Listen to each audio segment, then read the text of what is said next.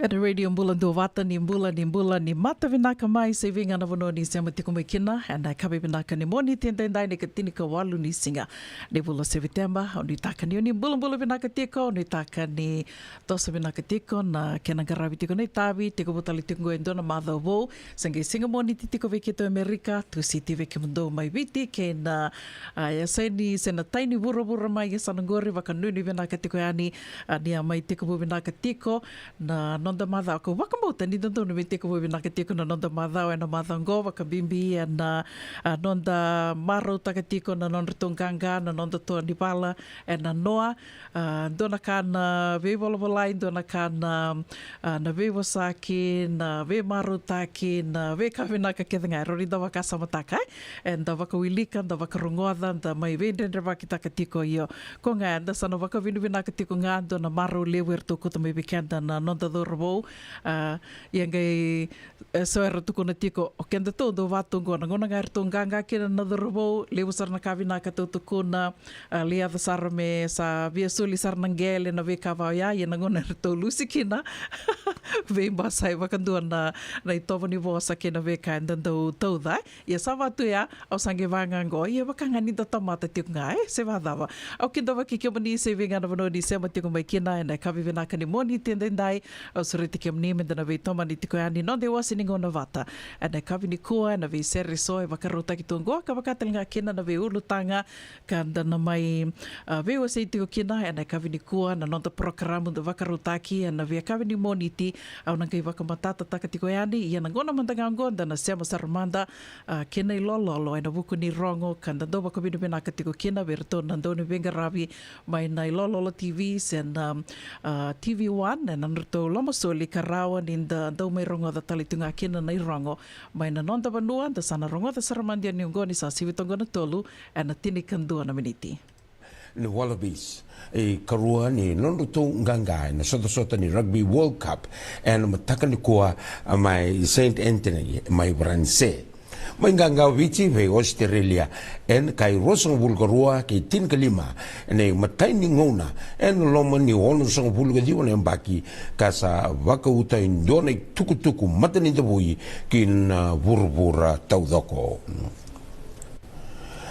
na turanga na presidente Liu ni nonda vanua ka swika Liu ni mboselawa ratu e peli na ilatikau sa vakasofu ya na tuku ni lolosi ni sanga mimbale na turanga tadina ko ratu George the kanuuto tua kitau and madawa sawoti ratu tua kitau en duan ndau ni politike Liu ka dabutu main nduan matabu vale voturanga mimbau maimbale na wakatiangu and valimbula na Oceania Private Hospital e suwa ni woti nduan na tau mate legalaka ersa mbaki vitu sango bulu walu and nonra kadi wakatiko na itukutuku ni lolosi kaya o ratu e peli ni sa kandina ni rarawa me ratu mai wakasabu na itukutuku ni rarawa ni sa mai wakatiangu ratu tuu kitau ka luvenra na ngoni turang bale sambale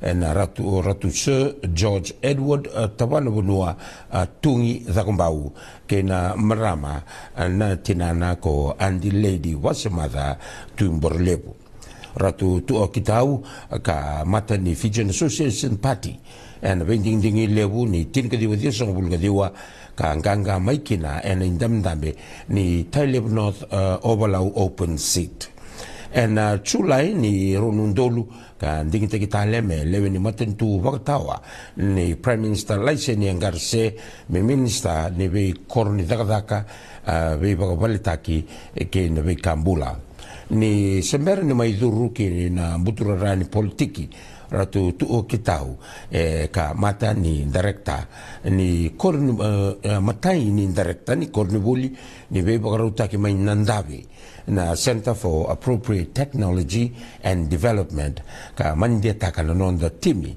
ni rugby ni witi sambiu kotomai ratu to kitau na marama wotina o tarevosa langi ke no vana luvendra ratu Penea tandabu levu ratu Chone Sabou ratu Edward Tavana Bunua ke Andi Litia tuimbore levu sana ngai kali bagi malu tiko yani na madala ni Veingaravi.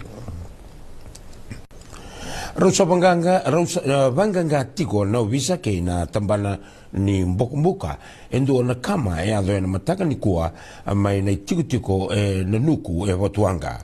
Rato ia yani na tambana ni mbokumbuka ke na visa kina nuku na kena dingo mendo na rivote ni sibitoko na tini na koloko na mataka ni kua ni sa kama yabu na vale.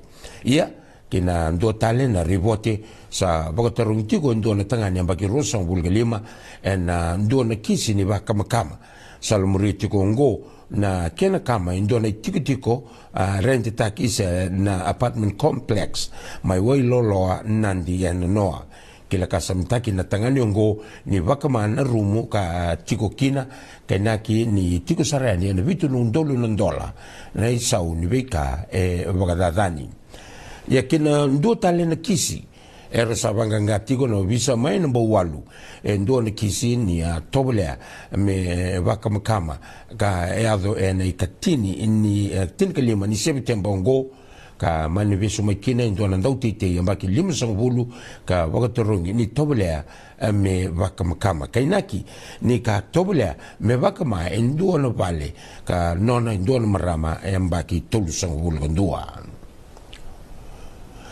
Sa wakanditaka na nonda matentu bata na nonda veito ko ni kina nonda veitiko tiko. Wakanditaka na ibukubuke ni Prime Minister ka Minister ni labo Professor Biman Prasad na daga bata ke na veitiko tiko na wakaukotaka na ndo bata na maliwa ni leo ni Vanua. Kadibaka o Prasad na kena wakaritaki mai na committee nindina kena wakandua taki sana Truth and Reconciliation Committee kana ir sara na kena rawati na sasanga ngo na komite ngo na raida na nonda kauwata mai na leo ni Vanua na kena vitalo no taki na ulutanga ka tumberi na nonda Vanua metosu ke liu kaya Prasad ni veisongo so me wakana Tembara Festival endo na ngoni sala ni nonda kauwata mai na leo ni Vanua kanda wakukota kikina. Wakana nimira na leo ni Vanua era tiko na songo ni kena songo na Tembara Festival na kena tomana tiko na matentu na sasanga ni nondra waka yautaki na vei tiko na vei program ni matentu kada buta talenga na itubutubu ni mbula ngalala na vei tiko. Wakana itaka na tambani ni visa ni rasa kunetiko vunga na leo ni Vanua nondo vei korni daka ni rasa tetiko na wainganga ni vei wakamateni taki mebaka na marijuana nondo vei tiko na lomani tauni waritaka ngo na iliu ni Veingaravi na tambana ni visa o turanga ni visa liwa enriu ndua na vei tarutarongi kaina neto tambana ni tukutuku na Fiji One News. Sa pako pinakataka na Veingaravi uosivi ndo na tine ngone mai huni ndongoloa mai wono lewu ni woti no na sele pako huni wai na luwe na bula tolu mateni uto na vali nimbola na Siri Satya Sanjivani Children's Hospital suwa aka asinate rambe no lotu ni woti videra non mai lorai sa tukunikiwa ni sa tiko ndo ngara na uto ni na luwena Yongo sa selwoti kasa bola bina kasar mai.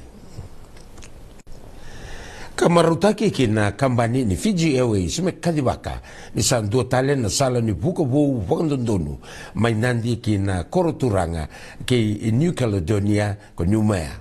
Wakanditaka na kambani ni tiko ndo na veindina tike viti na sala ni Veingaravi malio lala na Air Service Agreement ka raukina ki wana kambani na Fiji Airways me solia na Veingaravi ke French Polynesia na imatai ni wangabuka kina La Tontouta International Airport mai Numea na vukatiko na lotulevu na ikatulusang hulu ni November ngai tiko bubuka wakarua ndo na madawa mai na ikavitu ni tisamba kalako yani koya na moniti ke na lotulevu na kena tiko na Veingaravi vongo sana rosang bulu todo ko kina na Veingaravi buka wangandonu ni Fiji Airways mai na nonda Vanua kina ve roro ni wangabuka ve saurura. Na Fiji Airways kauti ira tiku mai rauta ni vitu song bulu na pasende na bulangi sarvanua kina nonda vanua kai vuru le vundondua ni rawati ni labo mai vanua tani kina bula wage labo ni nonda matentu. Naka se teindo manda na nonda dengula galeka ninda le sumai enda sana rongo da nei rongo mai na tambana aningito kei nanraki.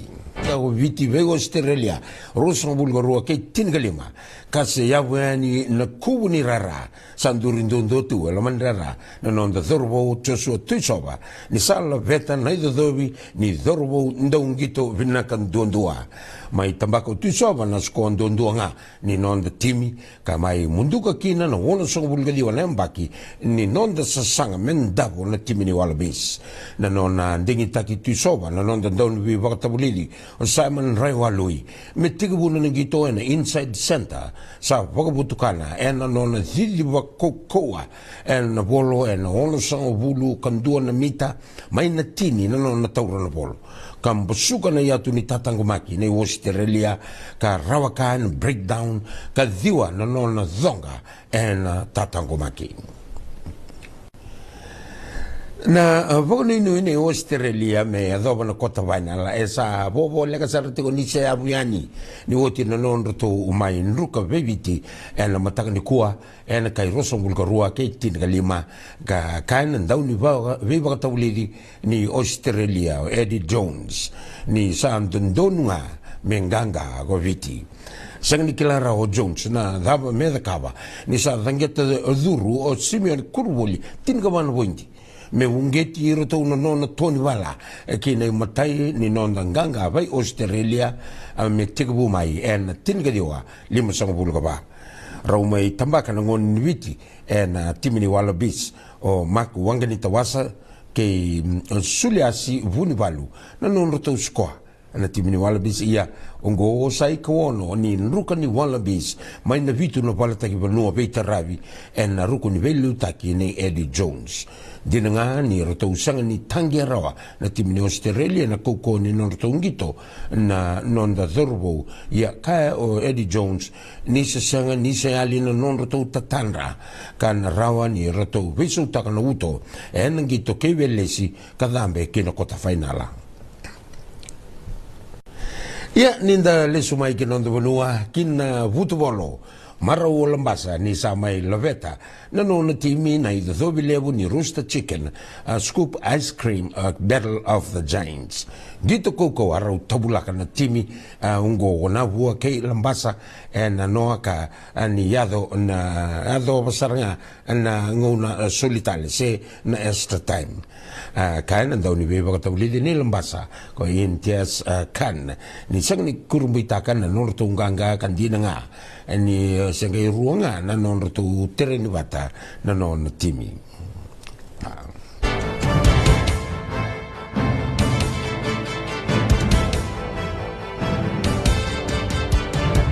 toka komba kene ndame wakati ringalala sabsaba kangai waindono na yangona na San Bruno kababa na baba tukun tale mai na San Bruno Kavaba ngole mai ni mai tobule manda nai ngandi kale busara ersama ai bukan dina taka katalai taka na mangosa kena banga sakit ni bengarabi toka sarangan na lomondono di taon na San Bruno mula kata na San Bruno Bat Station kena rara na wanga bukulewu na San Francisco International Airport uno pinakatalangan di Bewaraki kendo may bitala biruto ng olibiti se do may bitaba ki biruto na sangay ngole may kimerke San Bruno Kavaba ono tolu seba San Mateo Avenue, San Bruno, California.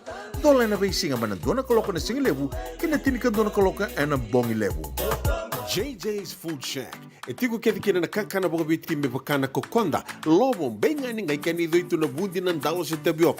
Na kakana boga malangi me bakana steak bakaya loka kina coleslaw.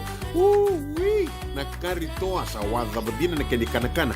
Kaya tigo talaga na nono specials and na lomo ni mga dawa. Daw tamba na Facebook. Na doy ni tiwa ya na bani manray pai kay na bungatale. Go na JJ's Food Shack. View Valley mo Billy Jean Street, Santa Rosa, California. Karo talagang rito dili mo yang may Santa Rosa, may yato sa ni Kinavato. Girit-rito sana Kinavito, Saiba Vito, Tolo Vio Tolo, Dunduan Limono. JJ's Food Shack, Santa Rosa, California. Nungu chisu, nungu banua. Dorongo de na vima mani ono kina vitu ene kauni bugululu we kemado we California.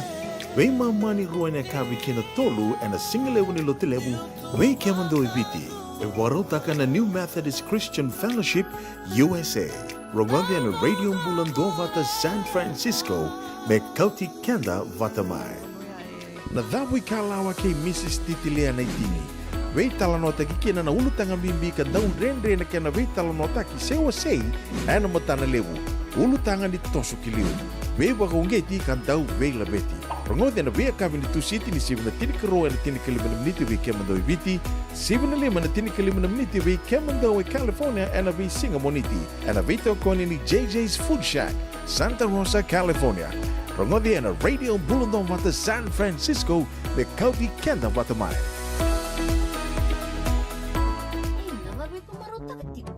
Senga, esan dondi na marau kina boga thingile wo wakila. Baleta? Kesa mani ka vivi na nongumbula, ke mundo sana senga ni lenga. Dona senga talanga ni rere walo ma se mundo warakati o nila wundrang. Baleta ni swata kabatu na nongu life insurance policy. Iko na kamu tuwa katapya. Sa tumumantanga na numundrang isenga tu na nantu pepa. Sa tiko na mate, se senga na pepa, senga na lenga. Ese rawanganin dua na nombu life insurance ve Lincoln Heritage Life Insurance. Na company ni life insurance ka nga niti kenda vinaka na itoke kanda sama ivoga tiko-tiko ngoya Amerika. Rawa-rawa sar na boga leo fomo. Text mai kina vase walu, walu wandua, tolu walu lima, ena kena ituku-tuku matelalay. Boleh binaka kini Matthew, ni sawa kuskusibe. Isa ni pula binaka o se vivi mandongo kina maoli mat ele taka kina endona nito pakataka kana lelai yo leu kutaka pakatotolo ni bernir to yave ani na bulangi Oi, odea bakasanga. erto pakasaka telanga ora to sarara sarna go enda so manga nakakana ese ni ta so manakena bakanga takina olo Oi, okay. Binakasaraman da kilatiko. Maulimad, Valima Rualima Montgomery Drive, Suite 2 and 3, Santa Rosa, California. Waitar-tara sarani kinanaba ni telefoni 125 Rualima Saiba, Vitu Tolu 5 Vitu. Ena kena itugu-tugu matalalay. Ia ni mula ni mata vinaka tale mai na singa isema bauti ko mai kena dua tale na no de wasi ni ngauna hena kabi vinaka ni moni tendendai katini ka walu ni singa ni bula September au bakareda tiko na ibala ni bula o sangi torarawa na singa bakaroa ingo ne karu singa bulu katolu ni singa ni bula September vesau tiko kina na o wia kai vesau na ngauna Oge baka samtak se berto kan back ni na bisau na ngau na na bisau tiko na tu baki ni ndraki back ro ni ukaya mai baka toka tiko kina na ndraki se mai tiko bu tiki tiki na officially start na bula I bota se na fall so talangana bunua dando kai tu na autumn and tiko bu tiko na ka rusanga bulu ka tolu ni singa ni bula ngona bula September baka ro wa ngona sana tiko bu baki la tiko kina na bata we kito mandanga na se buru rango California e se totoka tunga na ndraki ke to bakela tiko na totoka ni ndraki kanira rao beira na se Amerika taliso senga so tinira maruta tiko na totoka ni ndraki me baka ke tondo maruta ka bakeli butiko na se Amerika ngo mai na East Coast e bakela tiko kina bakeli na uda senga walanga ni uda go na uda bi ka bakabuna tiko na kena lubu na bibo no so me baka ni ngai me baka nanda kunga na baka nanda kuya na se Amerika ya endua na dangi lamba karabake la tiko kena na leo ni banua mai na East Coast se na tokalau ni banua libungo Amerika ngua e oka tiko kena na be banua so me bakata ki Chicago Charleston North Carolina bakata nga kena New England na be banua ba ya e rabake la tiko kena na Wudambi kena kena lubu tiko na be banua so ngua e senga ni ronduka na senga so tini e senga ni lubu lalai mendaro ni ndatako soba senda tombaliki nangona lubu ka bakalengasar nga na be bale so na be na motoka lubu talanga kina na motoka na matangali lubu ba ya kau tukuna tingo ko ya tukuna tikina ni rakaludha na bibanua so se wirna leoni banua karatiko mai na East Coast na bibanua kau da buta tiko ni ya wakabina bena tiko be kito en esa America ngo ne kito ndo bakila tunga na totoka ni ndraki wakambi tiko na tomba levu go San Francisco banua ka tiko ni kina na nonda station ngo na radio bulando bata be kemni na sige sema bo tiko mai ni mbulu vinaka o ke retunga ke rauni ngai ndoto kana like follow us ningai muri ke to toka ke rau talangani o ningai waseti ko ani na nonda to bata na bukia bakalevu na nonda do mai vese matiti ko na vesinga ve ka vitiko ni moniti ke na bakarumbuka mai na tolu ke na vitu na kaloko na be programa so bakaruta kitiko menda do mai ve waseti ko kina mai lewena tiko na nonda programa na vesinga na ka vini ko na kabini moniti ndorungo ditukina sibina vai na tini na miniti na iwasininga na kaveto ko nitiko kena na Regional Pacific Islander Task Force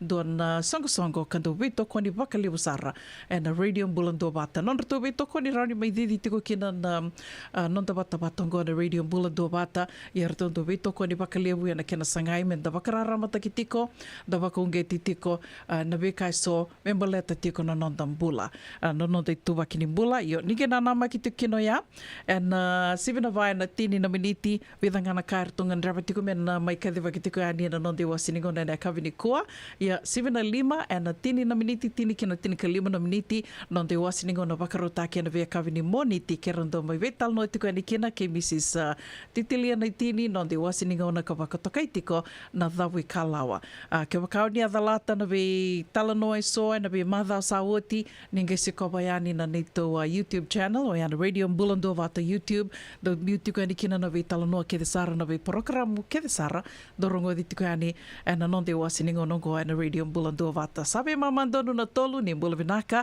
au vi vakambula tikani vi kemdo na sema tikomai na kavni ko bulvinaka asivo rosi mbali suva dambelawa vinaka na sema tikomai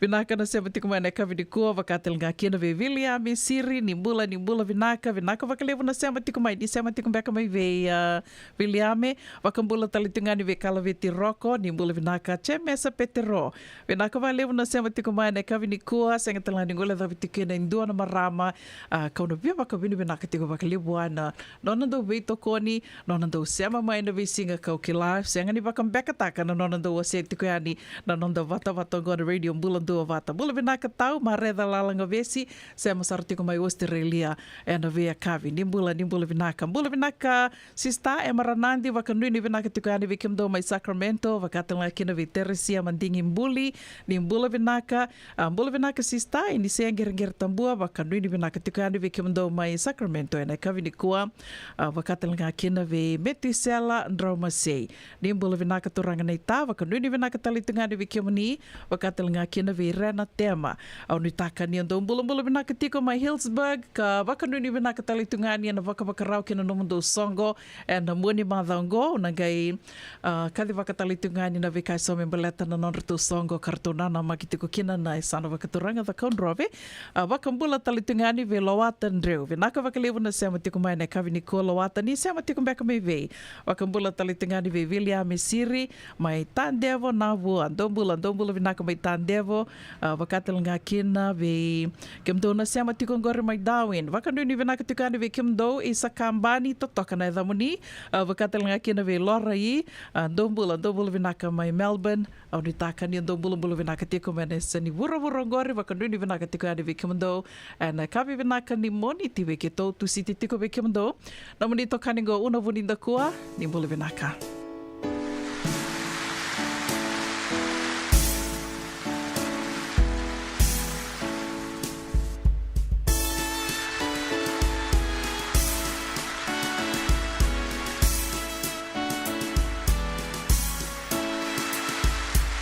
Auna balataka na ya vaibiti na nugubanua Vera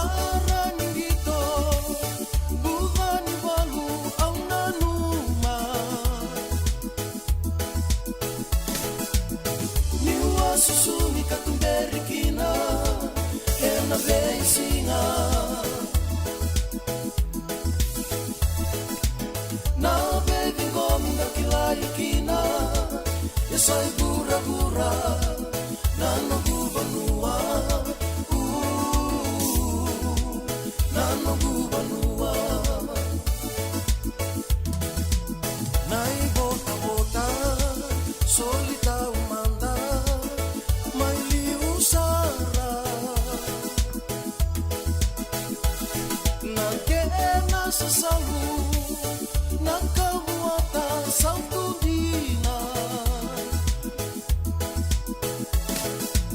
na bendelana roka na benguda veio diwai sana veio kai tua hangoroyandina nanu banua ermai peleva na veio dela dal sarabanua ni sai bure ni aula errandiva veni una nukula na musoniua romu ni singa e malolo ni randau sarava e randau musika na nungu banua au na maroya na kena itobo he kila ikina lola mandina beika utaki ebesina isabiti no bubiti mokalongata yava musaroro mayawa kibei banua e bura nanu banua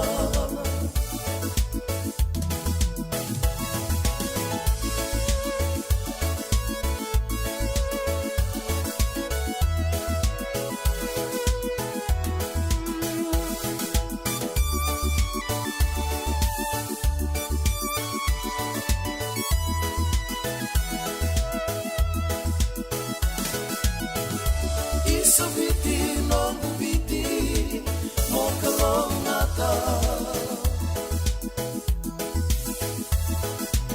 yava musaroro moyawa kibei banua e bura nanu banua nanu banua nanu banua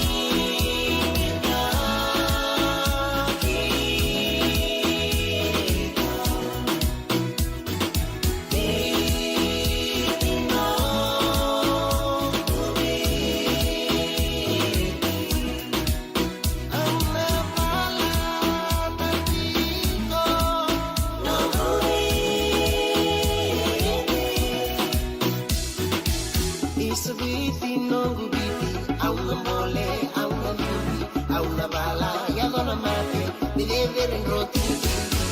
Bring it back one more time. It's your boy KK, you on the mic. Spreading the love of the G and style. Let me see your moonlit smile.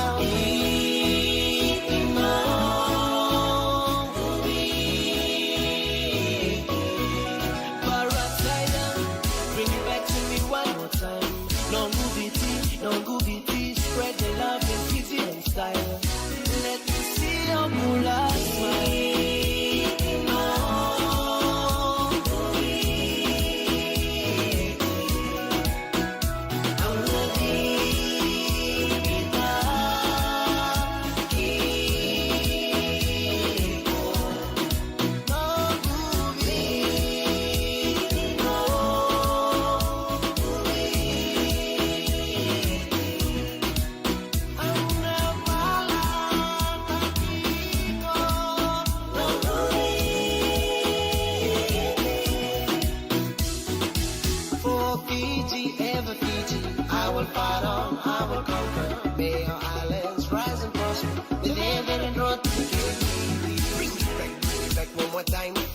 Boy, KK, you on the mic. Spreading the love of the G and style. Let me see your moonlit smile.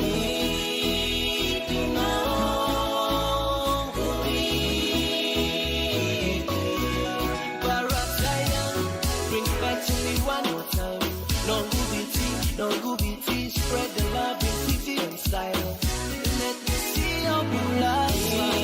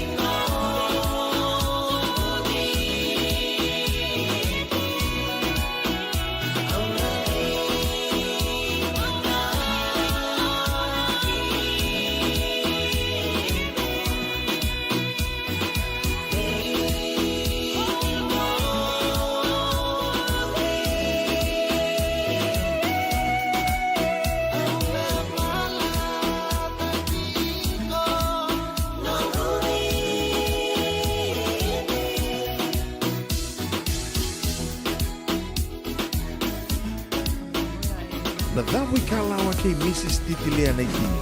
Wei talanota ki kina na ulutang ambimbi ka daun rendre na kena wei talanota ki sewa sei ana matana lewu. Ulutangan ni toso kiliu. Wei baka ungeti kan dau wei labeti. Rongode na wei kabin di tu siti ni sibna tini karo na tini kalimana meniti wei kemandau viti. Sibna lima na tini kalimana meniti wei kemandau wei California ana wei Singamoniti. Ana wei tokoni ni JJ's Food Shack, Santa Rosa, California. Rongodi na Radio Bulundong Wata San Francisco me Kauti Kenda Watamai.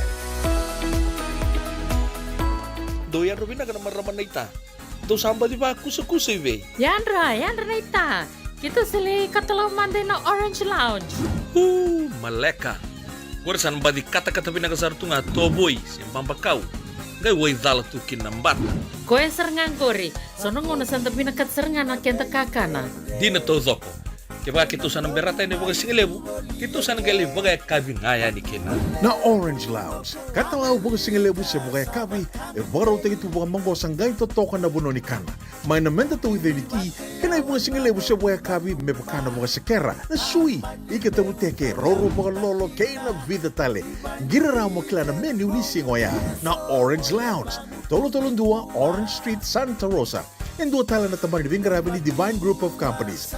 Dola may nawal na kaloka na mataka, kinawal na kaloka anambongi moniti kina singatambo na Orange Lounge. Tolo-tolong dua, Orange Street, Santa Rosa. Yavalata, dio nanggay dalata na Radio Bulan Duavata. Wei talanote kina na bika membalata na nondong bula, may wei iran na kanan daw may natambanan ni bula so. Nasi, na puniway. Promoda na bana kaloka na wei kabili tu city and a veto kone ni Lincoln Heritage Life Insurance. Na kamba ni Life Insurance, kang anitikan na kaibiti Amerika. Magkasar nga. Paniray na tokongo, nagkenay-ray-ray.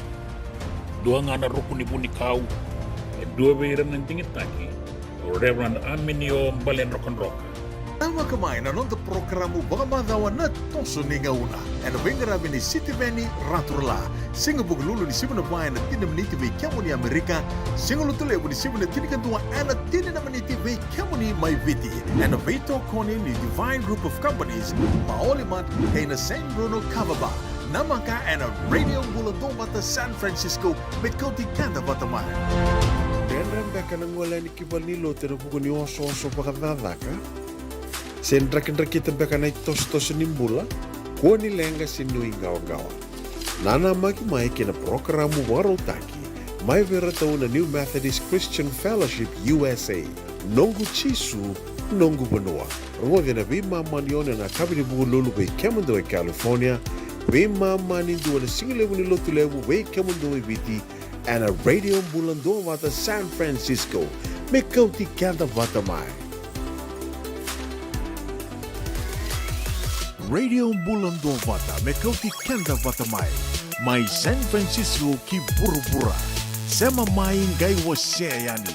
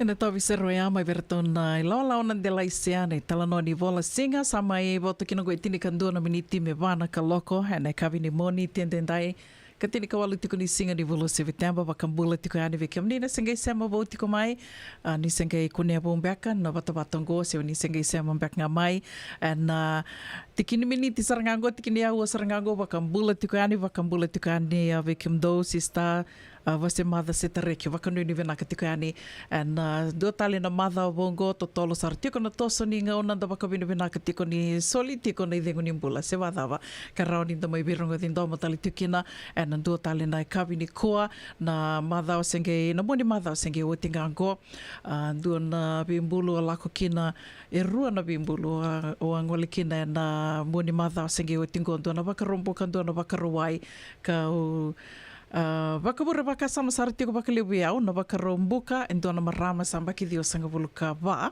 bakidio sangabuluka va roni ndakaya sa mbula takamai na nona mbula sangelia dhovatiko ani na ngona ka ndakilani sanda ngona me sa kadivi kenda lius talikina na tamanta bakalomalang sa ngona me sa lius talikina ya sa dio sangabuluka va ko amba kidio sangabuluka va ya otia na vakarowai ndo na marama senge amba kibitu sangabuluka lima sangabuluka vitu ni vosotia lima sangabuluka vitu se tiko na nona idola dola na bika so se sa sanga taktiko se mai sa sanga taktiko na pono livongo Amerika ka vakabure vakasama sartiko biau dua esa ya dhovatiko ani ngona kanda santo kadivi lius talikina se dondono beka karoni nda kai ni dondono menta sa lius talikina o do kai te o yau au vina kata miusi tu vina katunga vangona no gitu bakinimbula sa kadivi lius tale e sa ke bakambia ka menda do lewa e roni vai ai io kanira rao ni na senga ninda na lewa na ngona nda kadivi lius talikina ko ya mbaki dio sanga bulka vitu ke nandua ka vitu sanga lima sanga buluka vitu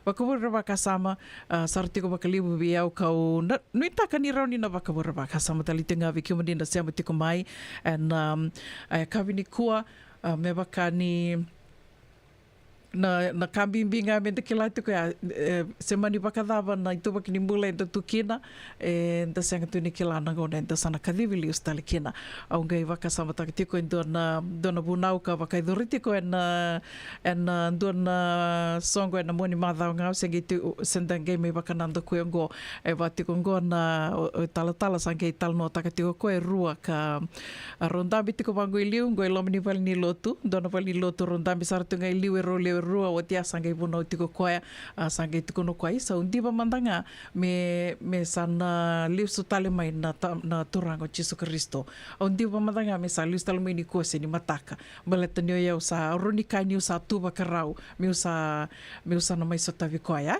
ia kako ni senge buno tinga vaya sarutu dake ni role ronda besartu kai liu sarutu dake ro sarutu kono rau senga me se komanda ni lista lo mai kiro sembertu ni bakarau ia na taro tiko ya ka na tarongi ke mnia ni kina ene ka vini kua ni soli vaka sama tiko vaka pure vaka sama tiko vaka dava mbeka ke vaka itu sana ka vini kua se ni mataka se tu kila mbeka sana lista le mai ni mataka na turango Jesu Kristo itu sana bakarau tu mbeka ngo se senga ya na taro le tiko baleta senga ni kena ke endu senga mbaki tinika ono se rosabulka ono se tolo sanga bulka ono se manidio sanga bulka vitu tu sanga tu nikila na singa tu sana kadivikina yo ba kambote ya sana bimbenga mi tu sana bakaruta ki kenta tu tingai endu tu kono kwa live your life as if it's your last day here on earth. Live your life as if it's your last day here on earth. What would you be thinking? Na dhavam beka o na waka sama takatu, na dhavam beka o sana sanga mo na dhakawa tiko. Ke waka o sakila tiko, niko sa uti tiko ni nongu singa. E vadha vutum beka. Kau yang ana kau bewa se tiko ani veke dato na sema tiko mai na kavini kua. Veke mdom beka na geli ronga da talim beka na nonda to prokarambo na kavini kua. Sa waka dhava tu na nonda to mbula. Waka yango, waka yalo. Wakailava talenga me koni to lako ngai ratu mai o ira nawe kanta to ratu ngai me wanganga tuani na levu ni ndina o to mbita tu mai na kamandanga me na garabi mandanga kina na nondo to wanga ya sona kai roni na vakabura vakasama tiko vekenta to na kavivenaka ni moni tenda indani sa watongo e vitu na miniti me vana kaloko and radio Bulando Vata na sera kataravang goha una beba kambula tu kani kina ve rosa ratu ni bula vinaka rosa bula vinaka litia tu bakawa vaka nuni vinaka tu kani ve kimdo and tai ni vorongori vinaka vakalevu na sema tu mai na kavini ko vakatelanga kina ve ai sake ngandolo ndo bula vinaka Vinaka vakalevu na sema tiko mai na kavini kua vakambula talitingani ve sista vasemada setareki vakanuni vinaka tiko ani ve kimundo vinaka vakalevu na sema tiko mai isa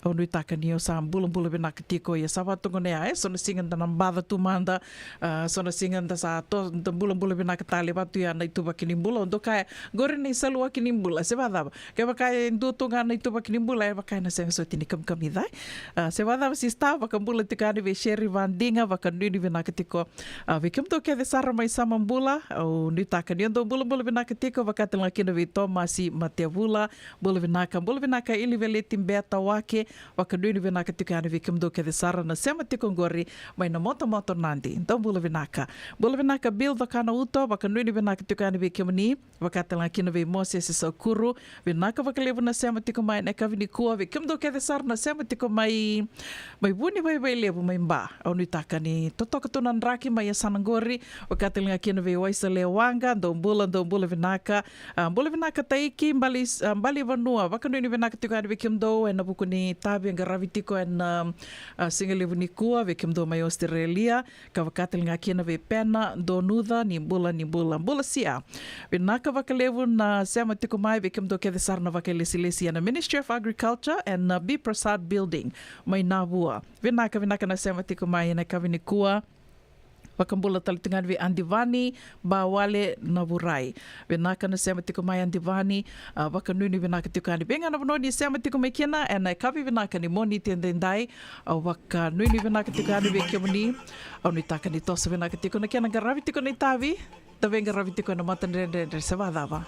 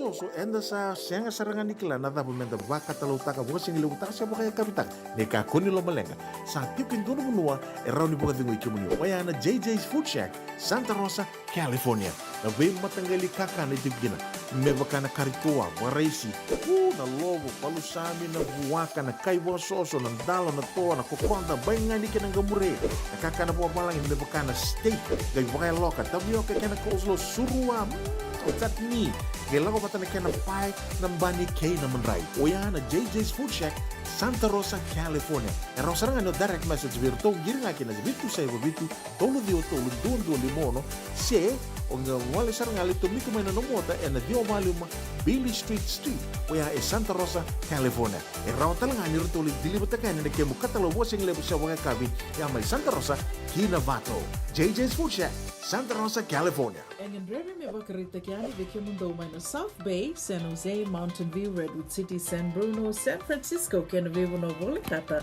nisa tikunggo en dona nonda toi ngandi na San Bruno Cover Bar. Dala kumandangaya ni dali sota tukina ka vikilai. Era libu talitunga nan dui kai karandongo le di kina, kan duna kana non retali taka. Na lebu ngona ni non retali taka kena wasibi ni vinga ravi ni turang tawa Rakesh. Sambo li kaliwa kitumikina na Crown 4 News katambaki talitunga and the San Francisco Chronicle. Sambo baki rongo saranga. Kendo vanga ratano tiko senea ni ngona na sote singileti ni viti na kwila ni viti kena sotali ni yaya lalai bebakane wuku kuni pale do mai raito manda and the San Bruno Cover Bar. San Bruno Cover Bar, ono tolu saiva San Mateo Avenue, San Bruno, California. Taun dola mai na dona koloko na sige lebu kena tinkan dona koloko na bungi ni moniti kena singa tabu. Ai, ke betul bukan do tunga mai viti. Sa baka matalau na nomon do kobati. Sa lebu na ke do tindika na tinimbulu makau na bisikete na rewa bata. Red cow, wupu. Da sa kusi masarangan na ikatungo. Gamay tutala na ke no ribondo ke nambele. Pai, karek. Da boleh mai be. Oi, do sing tu ni kila. Kita boleh ngamai na Maulimat. Tok nganggo i Santa Rosa. Mai be. Na Maulimat wele. Dokona na nonda business na ngoli tau kaya Amerika. Doku sa mai. Do mai volleyball na Maulimat. 4525 Montgomery Drive, Suite 2 and 3, Santa Rosa, California. Na dawi kalawa kay Mrs. Titilea na itini. Wei talanota ki kena na ulu tanga bimbi ka daun rendre na kena wei talanota ki sewa sei ana matana lewu. Ulu tanga ni tosu ki liu. Wei waka ungeti kan dau wei labeti. Rongode na wei akabi ni tu siti ni sibna tini karoa na tini kalimana meniti wei kemando ibiti. Sibna lima na tini kalimana meniti wei kemando wei California ana wei singa moniti. Ana wei tokoni ni JJ's Food Shack, Santa Rosa, California. Rongode na Radio Bulundong Wata San Francisco me kauti kenda wata mai. Sengan dina ni kara rawan na daka waka kekiwa. Ia endona kainda wipu ke kawaka mamanta taka tuna bengarabi. Oya ke tuna kenda to kakana. Leika na dalo na bisikete na rewa bata na sunbells e tinimbulu makau. We kenda to na senga tiko ni driver se senga ni waka motoka kanda u rendre na nota tu beto seaki. Erto satu wakarao na Divine Pacific Food Mart mai Sacramento merto talaveani na nong ni boli-boli. Rawa sara. Witar-tar ngayani na taliboni diwan 21 toluwa diwa ono saibarua merto bakarotaka katalada mai na nung ni boli-boli ena kena ngona totolo tuan-tuan. Divine Pacific Food Mart, Vitorua Diwawalu Franklin Boulevard, Sacramento, California. Namba di taliboni diwan 21 toluwa diwa ono saibarua. Erto ngarap talangan ni kena lewaka suburi ani nanomu yaya mai na nondor tostoa kena nomu mati ni katumba. En radio mulando vata sa sivitangona vai na vana miniti en nandona ngona leka agora ngodi tukina no dewa sinigona vakarota ki ka vito koni tuko kina na Regional Pacific Islander Task Force. Doanga ni tuku erto bina kata me kadwa ki tuko ani me mai vakarita ki tuko ani vakambimbi tiko weekend to na vakitiko en na vanoli bungo America California. Ya ngona mantanga agora be vakambula tiko ani kina vikimdo ke sara na sema tiko mai ne kavini kua nimbula binaka na sema tiko mai binaka vakalevu nando vito ni tiko mai kina nondo watawatongo. Wakambula tiko haniwe ilivele timbea ndina todo kongori sandondono nga medana wakaruta ki kianta tu se tu venaka tu na idengu nimbula dina to dhako vikim do mai na moto mai nandi. Wakambula tali tungani be irena tema binaka wakalibu na sema tiku mai maramatau. Na numi tunga vikim ni ke te sarana e wusa wanua tambu e na vea say wura ke kam ni ke te sarana ngoni ni tikina o Korolau e California e na nomuni pakapakaro tiko kina the Kaundrove Day e na wakaro wai sarangango ve suriti tali tunga yani vikim ni ke te sarana vasu na sema wakandra e na tikina Korolau. Ya na buku ni songo ka da wakana matatiko kina and wakarawai sarangango. Wakambula tali tungani ve Johnson Oma ve naka na sema tiko mai vikim do wakatala kina ve serima danganga ni mula vinaka mai panoi lebu maduata vinaka na sema tiko mai na kavini kua Rafa Pita ni mula vinaka bakalibu na sema tiko mai au ni taka ni do mula vinaka tiko ngori mai tabi uni na bali mula mai wayebo esa vinaka bakalibu na sema tiko mai wakambula tali tunga vikim do ke te sara na sema tiko ngori mai Seattle Washington mula vinaka tiando ngunu waka nui ni vinaka tiko yani o tabole muni mareda lalanga vesi mai Australia wakatalinga kina ve va City Rambuka ke kemdo ke te sarana nona mata vale wakambula tali tunga yani ve Moses Saukuru binaka wakalibu na vito mani tiko mai na vewa se tiko mai na nonda bata ne kavini kua wakanuri binaka tiko yani ve kemdo mai na wuni vai lebu mai mba wakatalinga kina ve naimbuka tuyoano binaka wakalibu na sema tiko mai and Takayawa Building ve kemdo and the Ministry of Forestry wakanuri binaka tali tunga yani ve kemdo bula binaka nutsa nanda buke mai lambasa binaka na sema tiko mai na kavini kua a penisa kanai tadirua vinaka wakalevu mai nahama nandronga dombula vinaka na toranga marama aubu wakambula talitingani ve pena donudha nimbula vinaka na sema tiko mai na Anaconda Tauni staff ni Ministry of Agriculture na B Prasad Building mai navua ayawa wakambula talitingani ve andivani vinaka wakalevu na sema tiko mai na kavini kua wakanui vinaka tikani ve kimdo Sa katalangan yun ni ngula dapat kina na vakulo ritiko sa manitol ningo ni sala Davao ni vakulo ritiko kina na sige levo ni kuwa ya kavi ni kuwa mbogi levo ni kuwa ni mbula vinaka.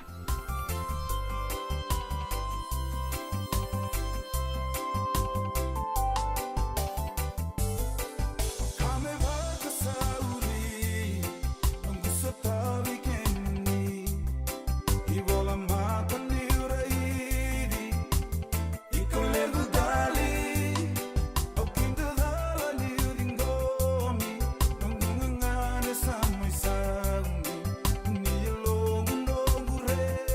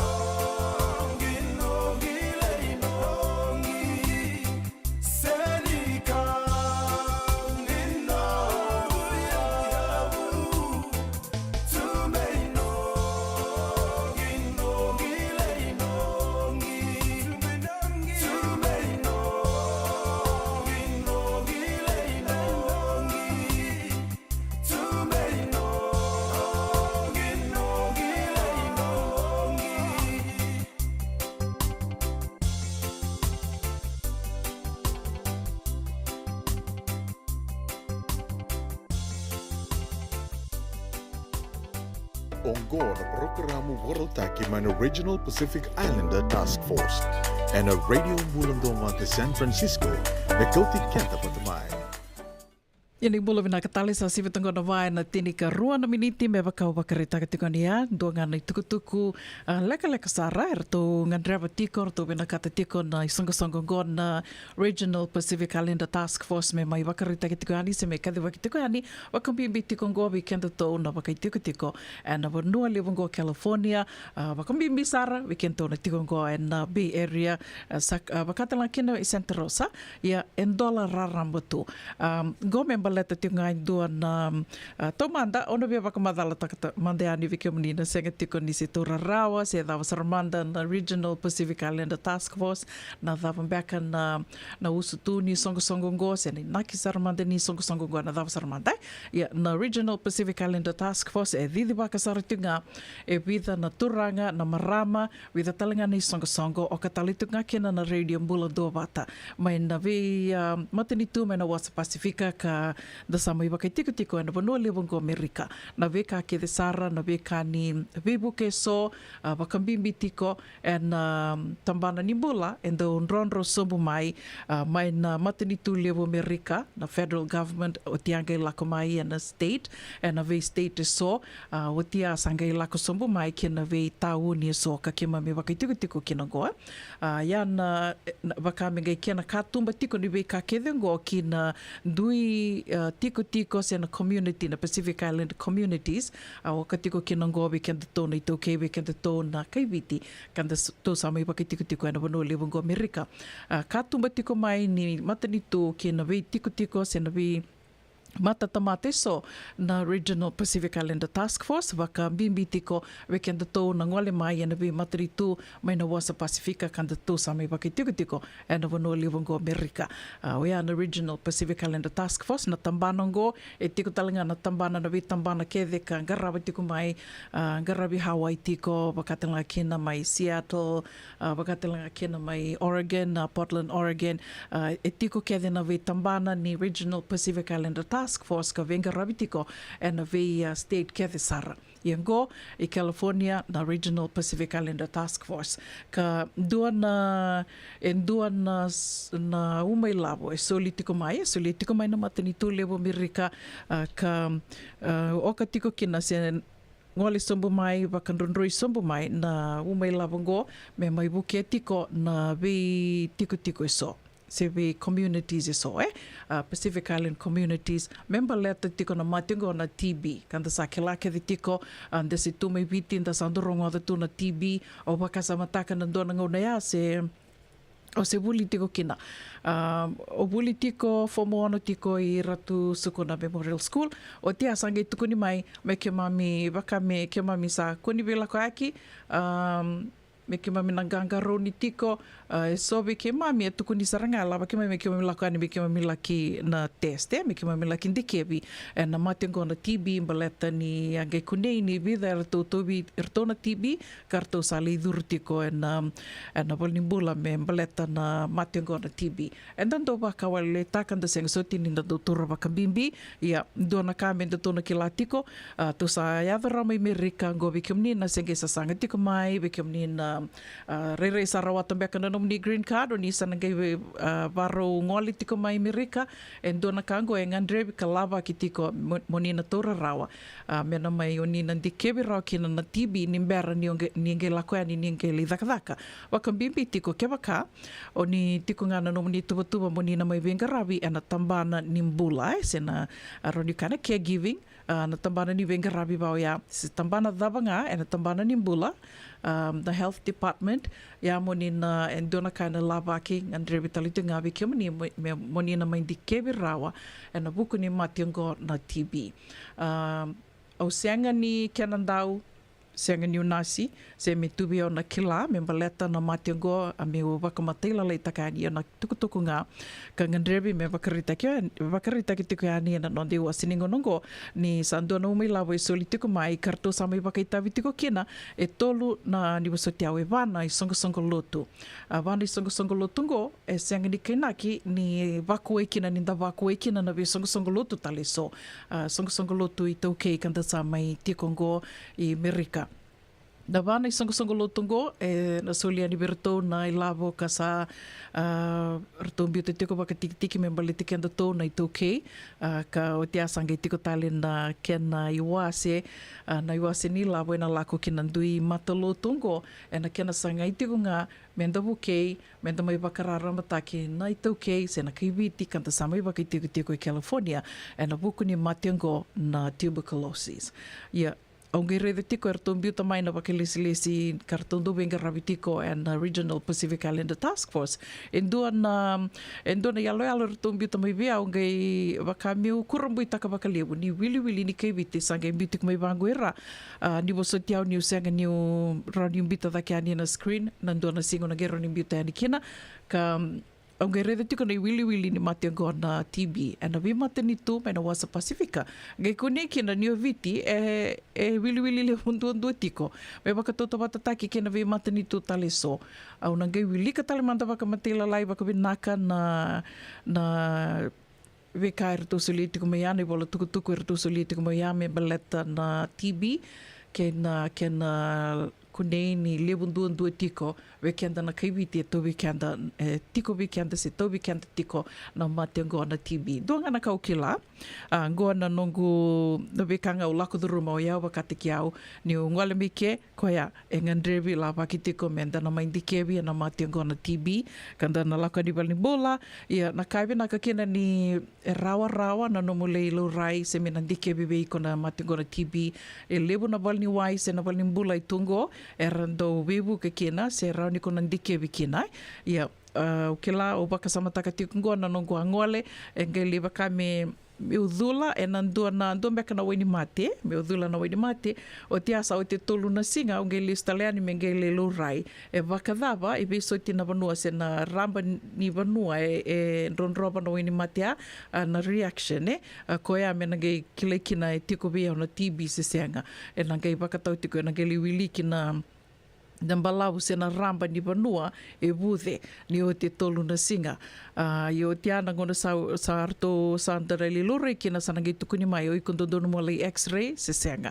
Ia ke wakamatanga o le x-ray e senga ni keni mbalimbale a ni tiko veiko na TB se rao ni kona waka dende ni wasotiau. E waka ni rawa ni o ni waka te tea tale na mationgo na TB e senga ni keni mbalimbale ea. Ia ke waka rao ni kona ngeli x-ray na ngai tukuni mai o i ko senga ni tiko veiko ia na kai ai adhawe au i ke waka ikusali x-ray sama ni adhawa sarna bono ia mo li x-ray na ngai rao e na pinaka tiko na nomu x-ray o ia ke waka e lurai ni senga ni tiko veiko na manu ni mate na TB.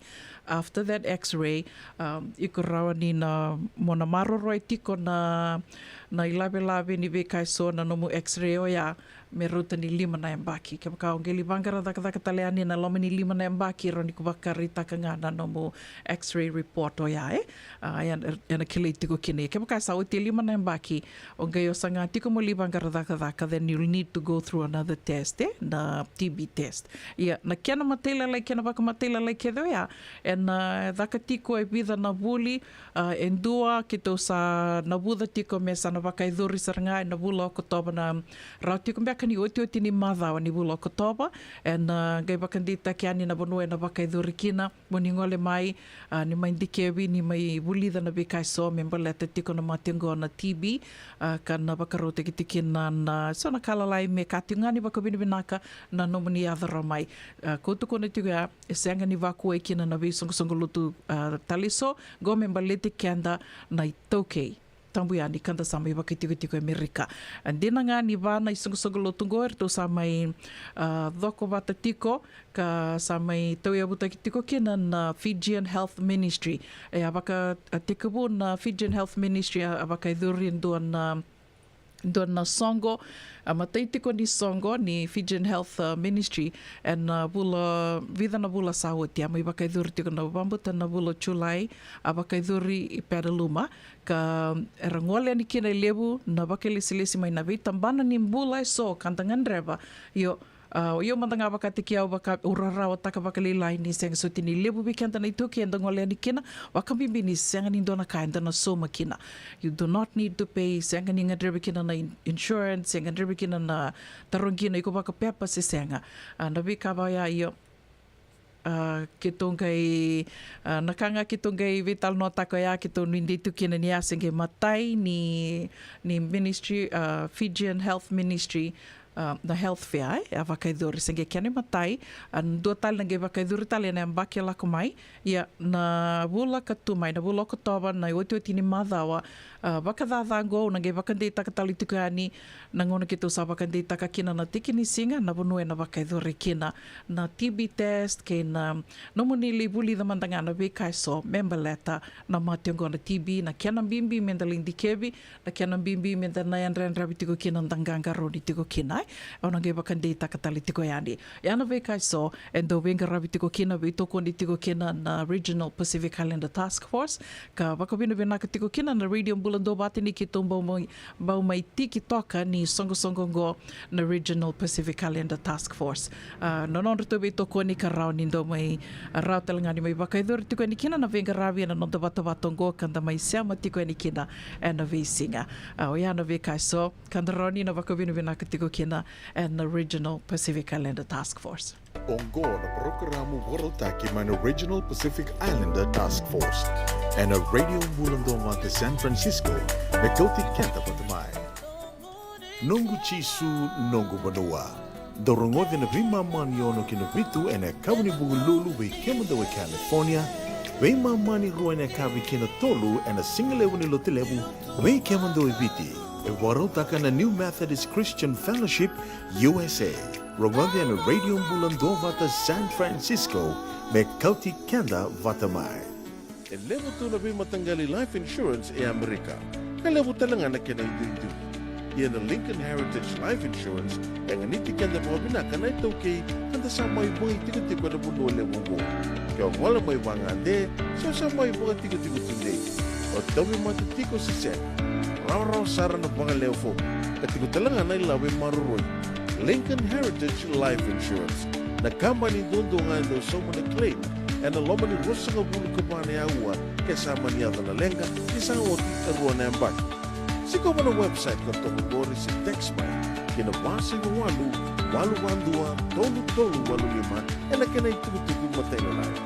Lincoln Heritage Life Insurance.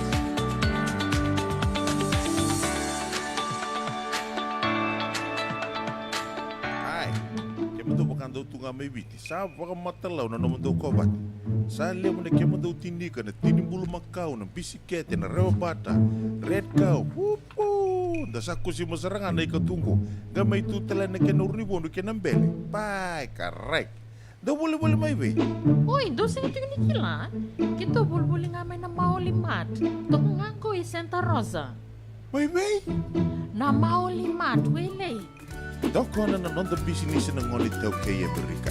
Daw ko sa may. Daw may wali-wali na maulimat.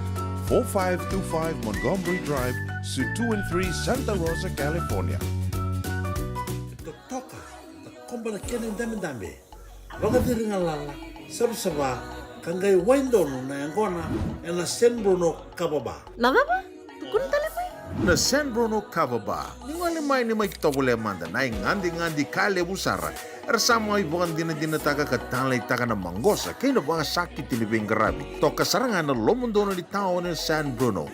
Wala kata na San Bruno Bot Station kay nararana mga bugalewo na San Francisco International Airport. Puno binakatalangan di may waraki.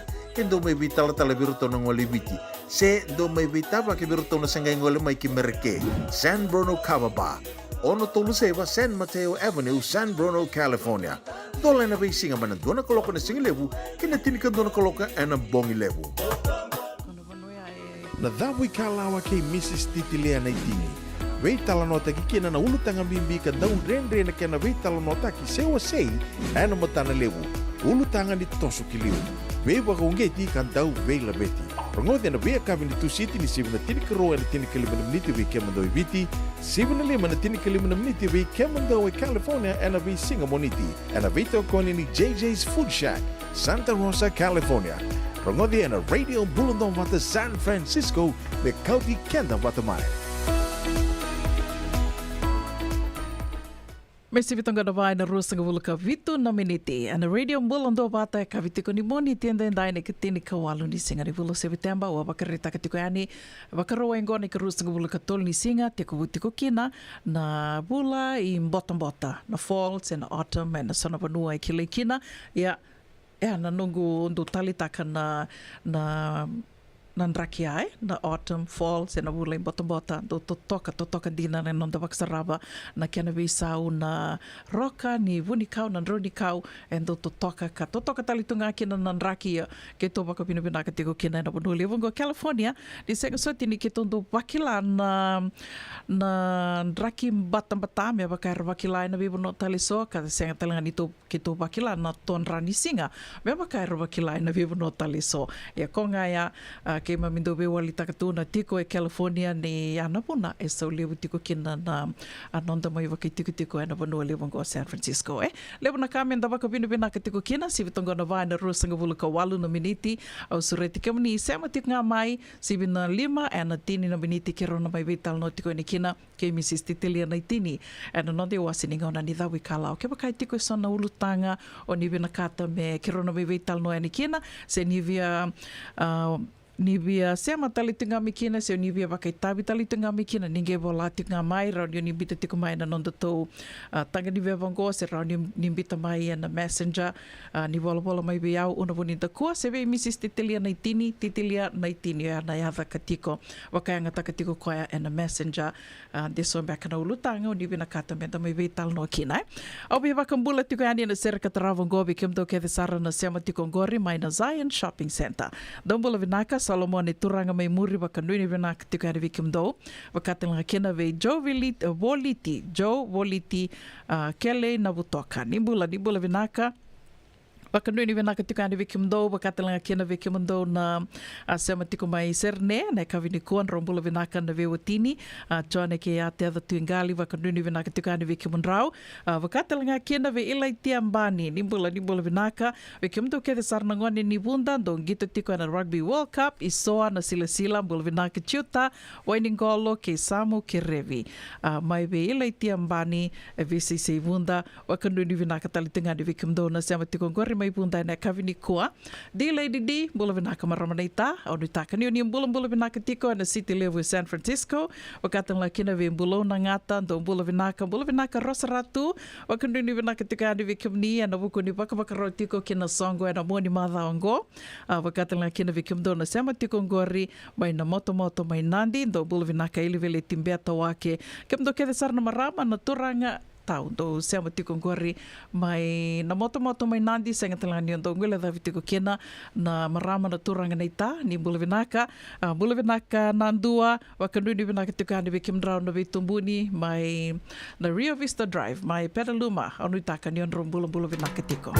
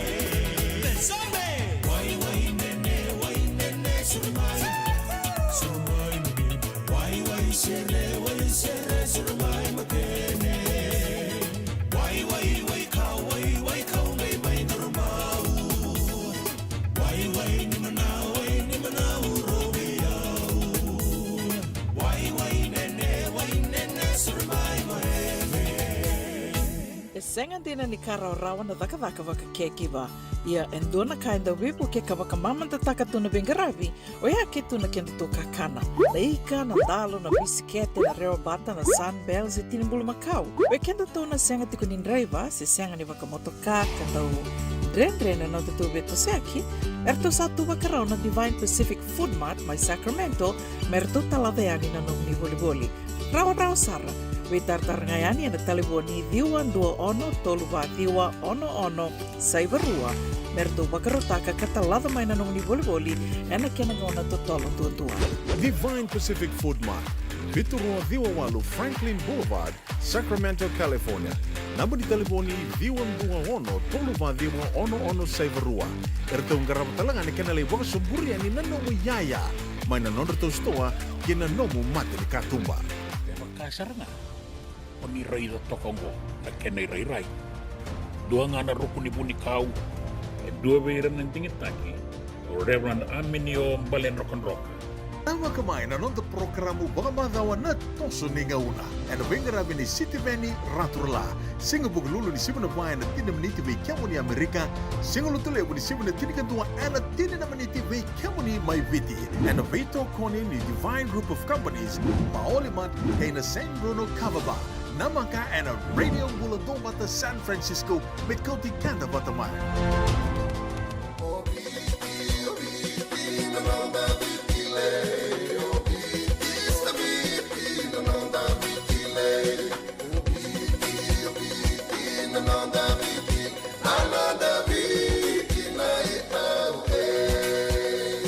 Nanonda biti, ke ngasini buli paulange reki. Rungodi ena 5 na kaloko ena kabini lotulep, veke mundo e Amerika.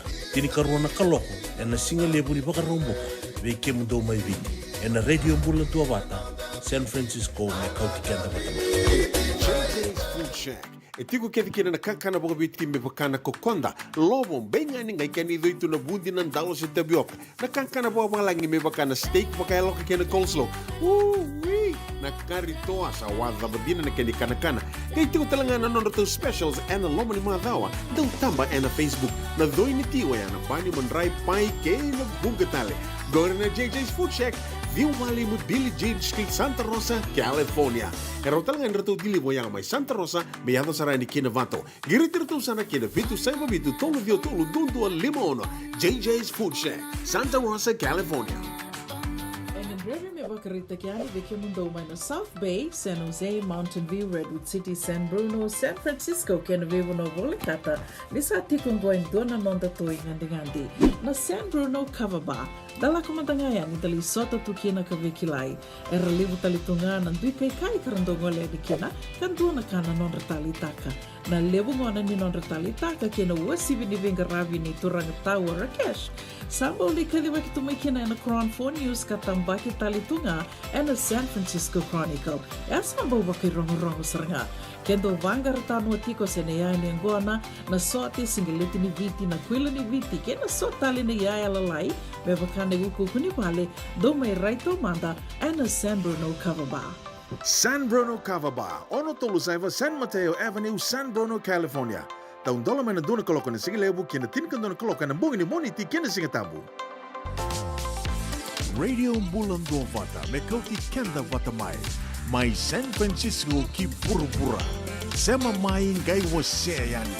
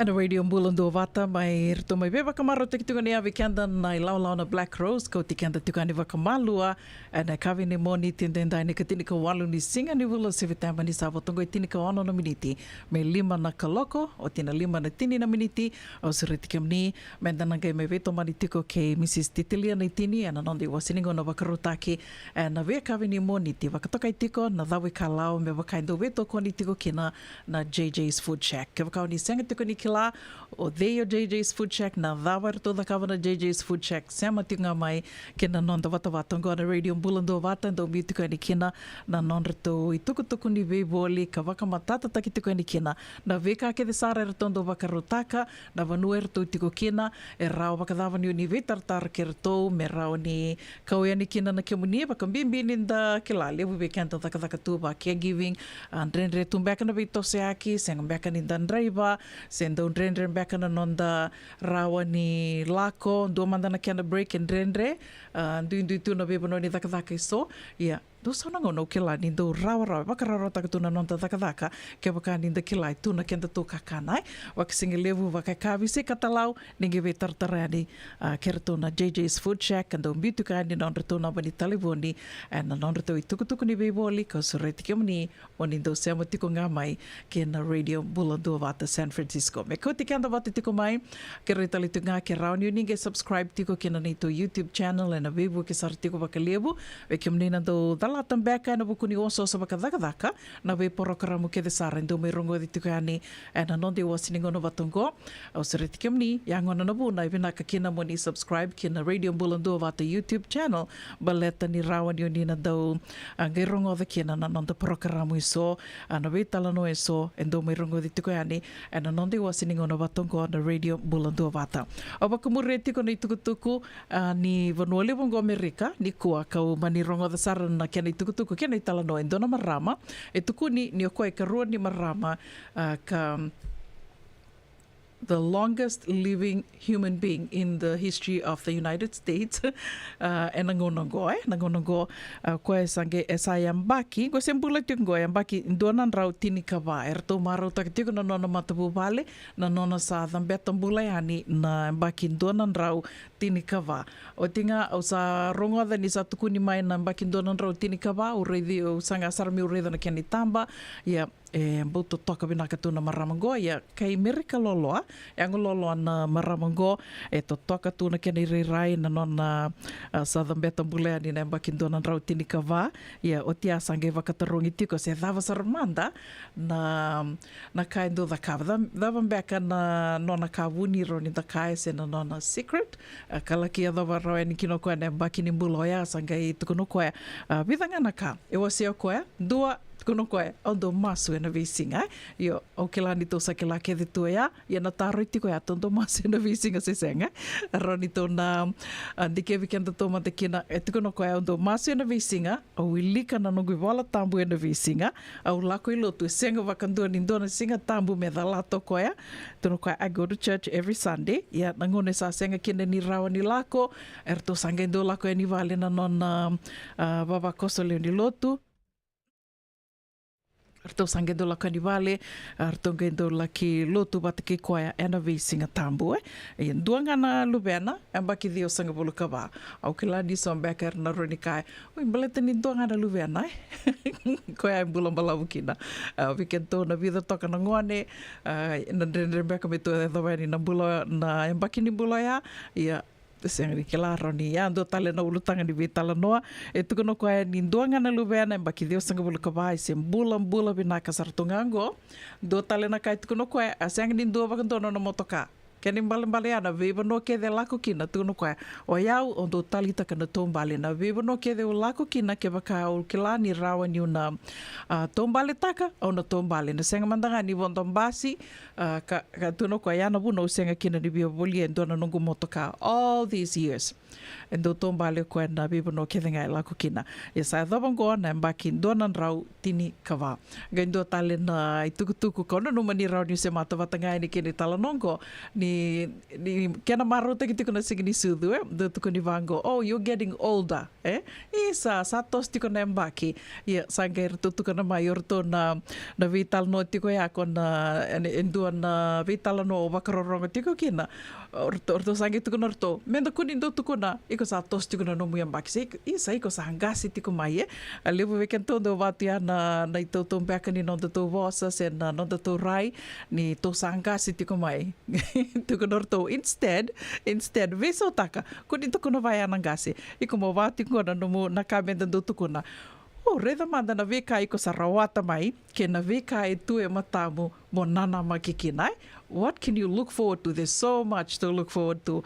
Yana ka me vaka me iko sa do tale mengo do tale na no me vaka tangi de nimbula do tale na mbaki nimbula vo me do to kako ni vaka nga taka ni iko sa hangasi tiko mai pada va do ngana ka meroni na vaka vura vaka sama tiko weekend to ni to so tiko na ngona rosa ngol ka to lisinga na bulango na vaka roengo sana beviso tali tiko kina nan raki to sana do tiko ani na falls na bula bottom bota e vaka dava weekend to na maruta tiko na bulango na non to singa ni sudu e vaka dava to manda na ito vaka ni non to vaka sama onge vaka sama tak na mataka ni ko bito mai dona no go tokani e do na kila kona na videos lele kangar do biutu mai ko so endo lasa tu ko sange bitu tu mo ko endo na kena itamba endo na buini ngone sange vola itu vango na kena itamba na buini ngone ko sange vola itu vango au sange bakan de takango ni na wawale ni ango ya itiki tiko ni sa tosu tiko na mbaki. It comes with old age in the sawawale. Wakai ko sana wawali tunga na visinga. Ya na kage bito mo ko wakame kiro me vinden reba kita katalitu. Ya au bia wakana no mikianda nga na veka ndona ka do tuko na ndona tavalengo na kango kanga ni mindset. Ke wakai ko sa tuko na tinga vi ko ni no wawali ko sangase iyo kila na dava ona vakila ke do ya no wawali ke nangase. Ke wakao se tuko na tinga no mo vaka samo ya se fit vinaka tu. Se bula vinaka tu. Petalia mantanga o vakilati ko na wawale se vakilati ko na mbada ko ngaya do tuko na ngana tavalengo ya kanga ni mindset. Radio Mbula do vata sa watunga idio na miniti me 5 na kaloko. Ena dona ngona lekelangango kero na mai veto mani tiko ni kina ke Mrs. Titilia na itini ena nonde wasininga ona ni dawe kalawa ka veto ko ni tiko kina na JJ's Food Shack. Ngono go tindo talemanda nonde tavisere ko no veva kambula tiko ni kina we kemto ke sara na marama bula binaka do se maru ta tiko na mundo do talembeka na mbaki ni bula ena mbaki go se kemdona também tambula tali tiku mai do tali na nomdo mbaki ni bula na vulongo vaka nuni vinaka tiku ani vaka bula tali tinga ve marama na ita di Lady D vinaka vaka levu na sema tiku mai na kavini kua William Biu ni bula vinaka vaka bula tali tinga ni ve sotia wuli mai babalangi vinaka vaka levu sotia bula vinaka ve kemdora na sema tiku ngori mai pedaluma bula vinaka nandua ke Mbumbu Joe vaka bula tali tinga ve na tena rangatu sema tiku mai San Bruno na kavi vinaka di kua ke kemdo ke desara na sema tiko ngori mai na rere kemdo telenga na sema tiko ngori mai na ndawa onu takani ando bulu vinaka tiko toso vinaka tiko na vaka rau ke na sota na mua ni bulongo vaka ndui vinaka tiko ani vi kemdo kono vi vaka mbula talitinga vi kemdo ke desara na vili niu tiko na vi longa niu ke desara oni vili niu tiko kena na single ni kua ya kavi ni kua mataka ni kua so telenga na vanu vala tiki na vili ni vambo ilewe vaka ndui vinaka tiko ani vi kemdo na kavini kua da te ronga da manda nei talanoa ni lavo ami amida ni Amerika.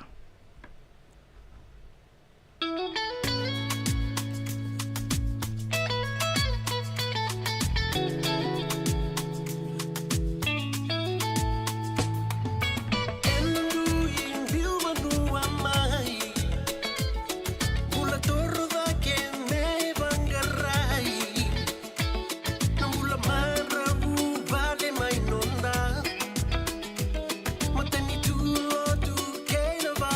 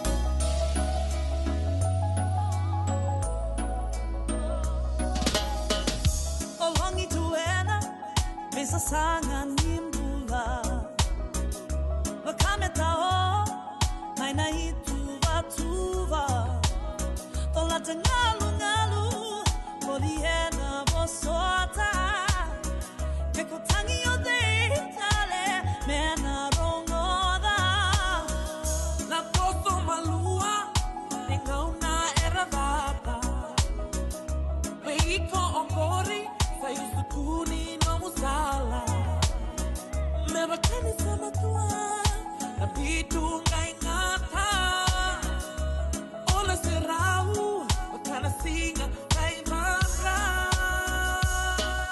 Serekna mamamu Ukayani urabura Nongu mbembe kaula Metusia nongu lula Si watana ya nongu Nekemu mito toka Nimegani kede kodongata ovaluta Nimegani kede kodongata ovaluta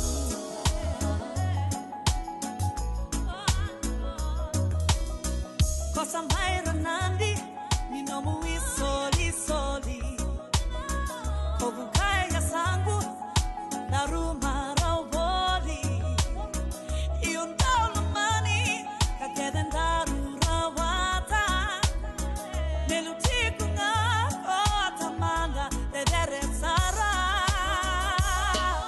Serekna mamamu Ukeyani urabura Nongu mbembe kaula Metusia nongu lula Si watana ya longu Nekemu mito toka Nivedani kede kodongata ovaluta Nivedani kede kodongata ovaluta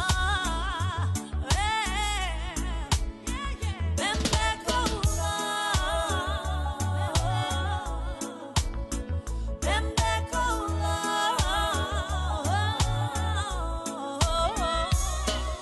Serekna mamamu Ukeyani urabura Nongu mbembe kaula Metusia nongu lula Si watana ya longu Nekemu mito toka Nimegani kede kodongata ovaluta Nimegani kede kodongata ovaluta Nimegani kede kodongata ovaluta Bembe koula Bembe koula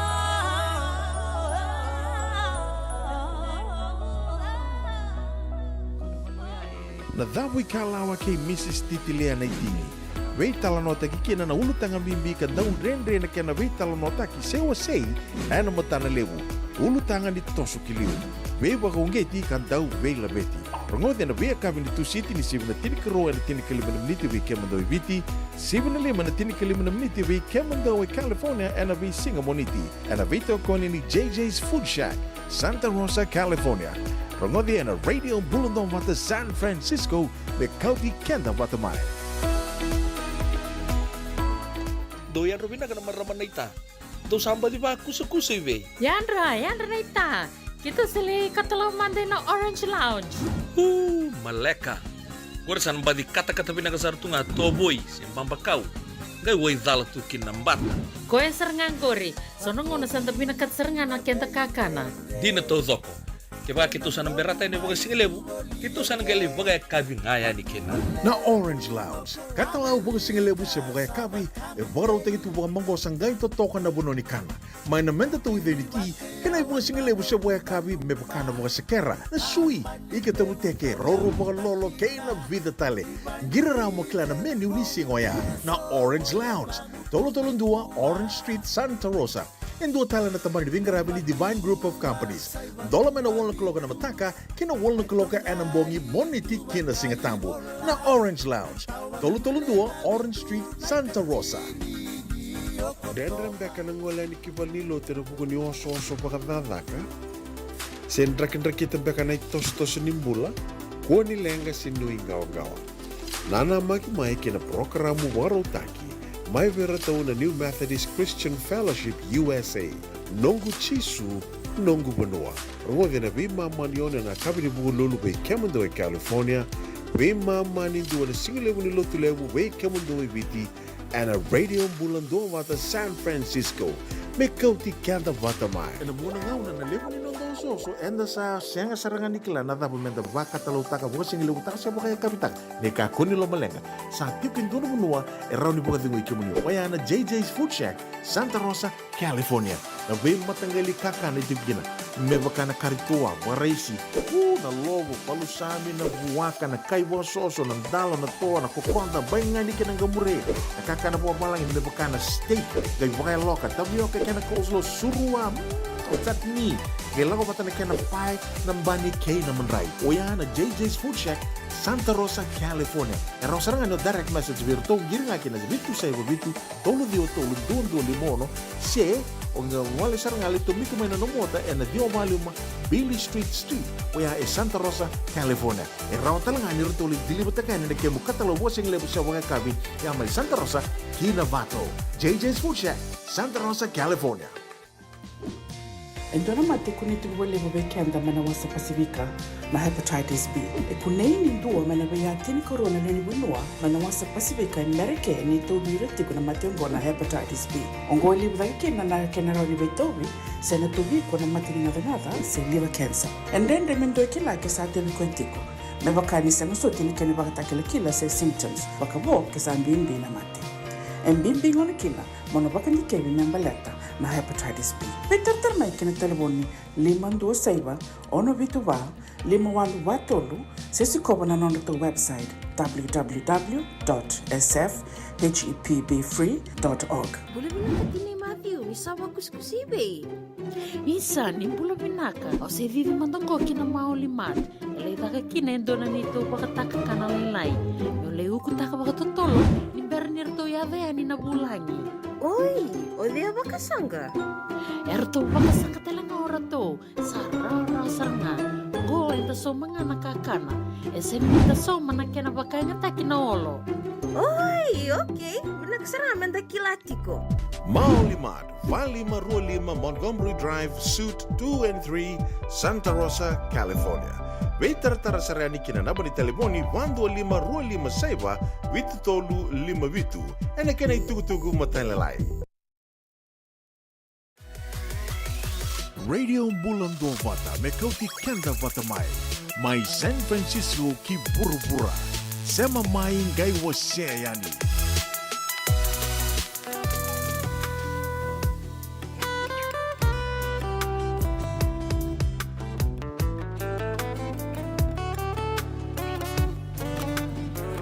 Nangauna au senga ni tanrani ko mai tamusuka au senga ni kila ni alikina ve au kabura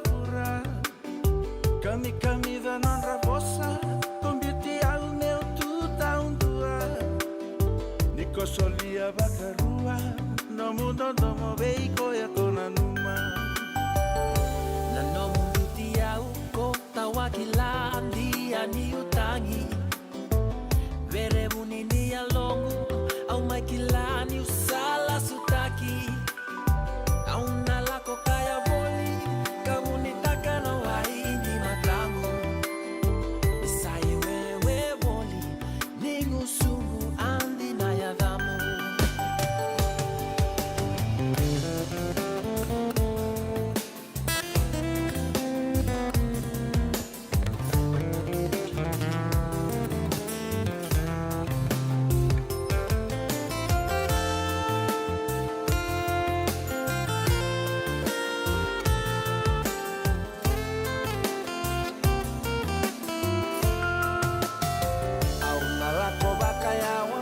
Sarabeka meu laki bunitaka Rarawani ya longu Sengani rawa meu bakara itaka Au nalasu taka boli Nanongu mara ukede matamu Isai wewe boli Ni musumu adina ya damu Nanongu bitiau Kota wakila ni utangi were bunini alomu au kakila ni usala sutaki au nalako kaya boli kamu nitaka na waini matangu nisai wewe boli ni ngusumu adina ya damu nisai wewe boli ni ngusumu adina ya damu nisai wewe boli ni ngusumu adina ya damu nisai wewe boli ni ngusumu adina ya damu nisai wewe boli ni ngusumu adina ya damu nisai wewe boli ni ngusumu adina ya damu nisai wewe boli ni ngusumu adina ya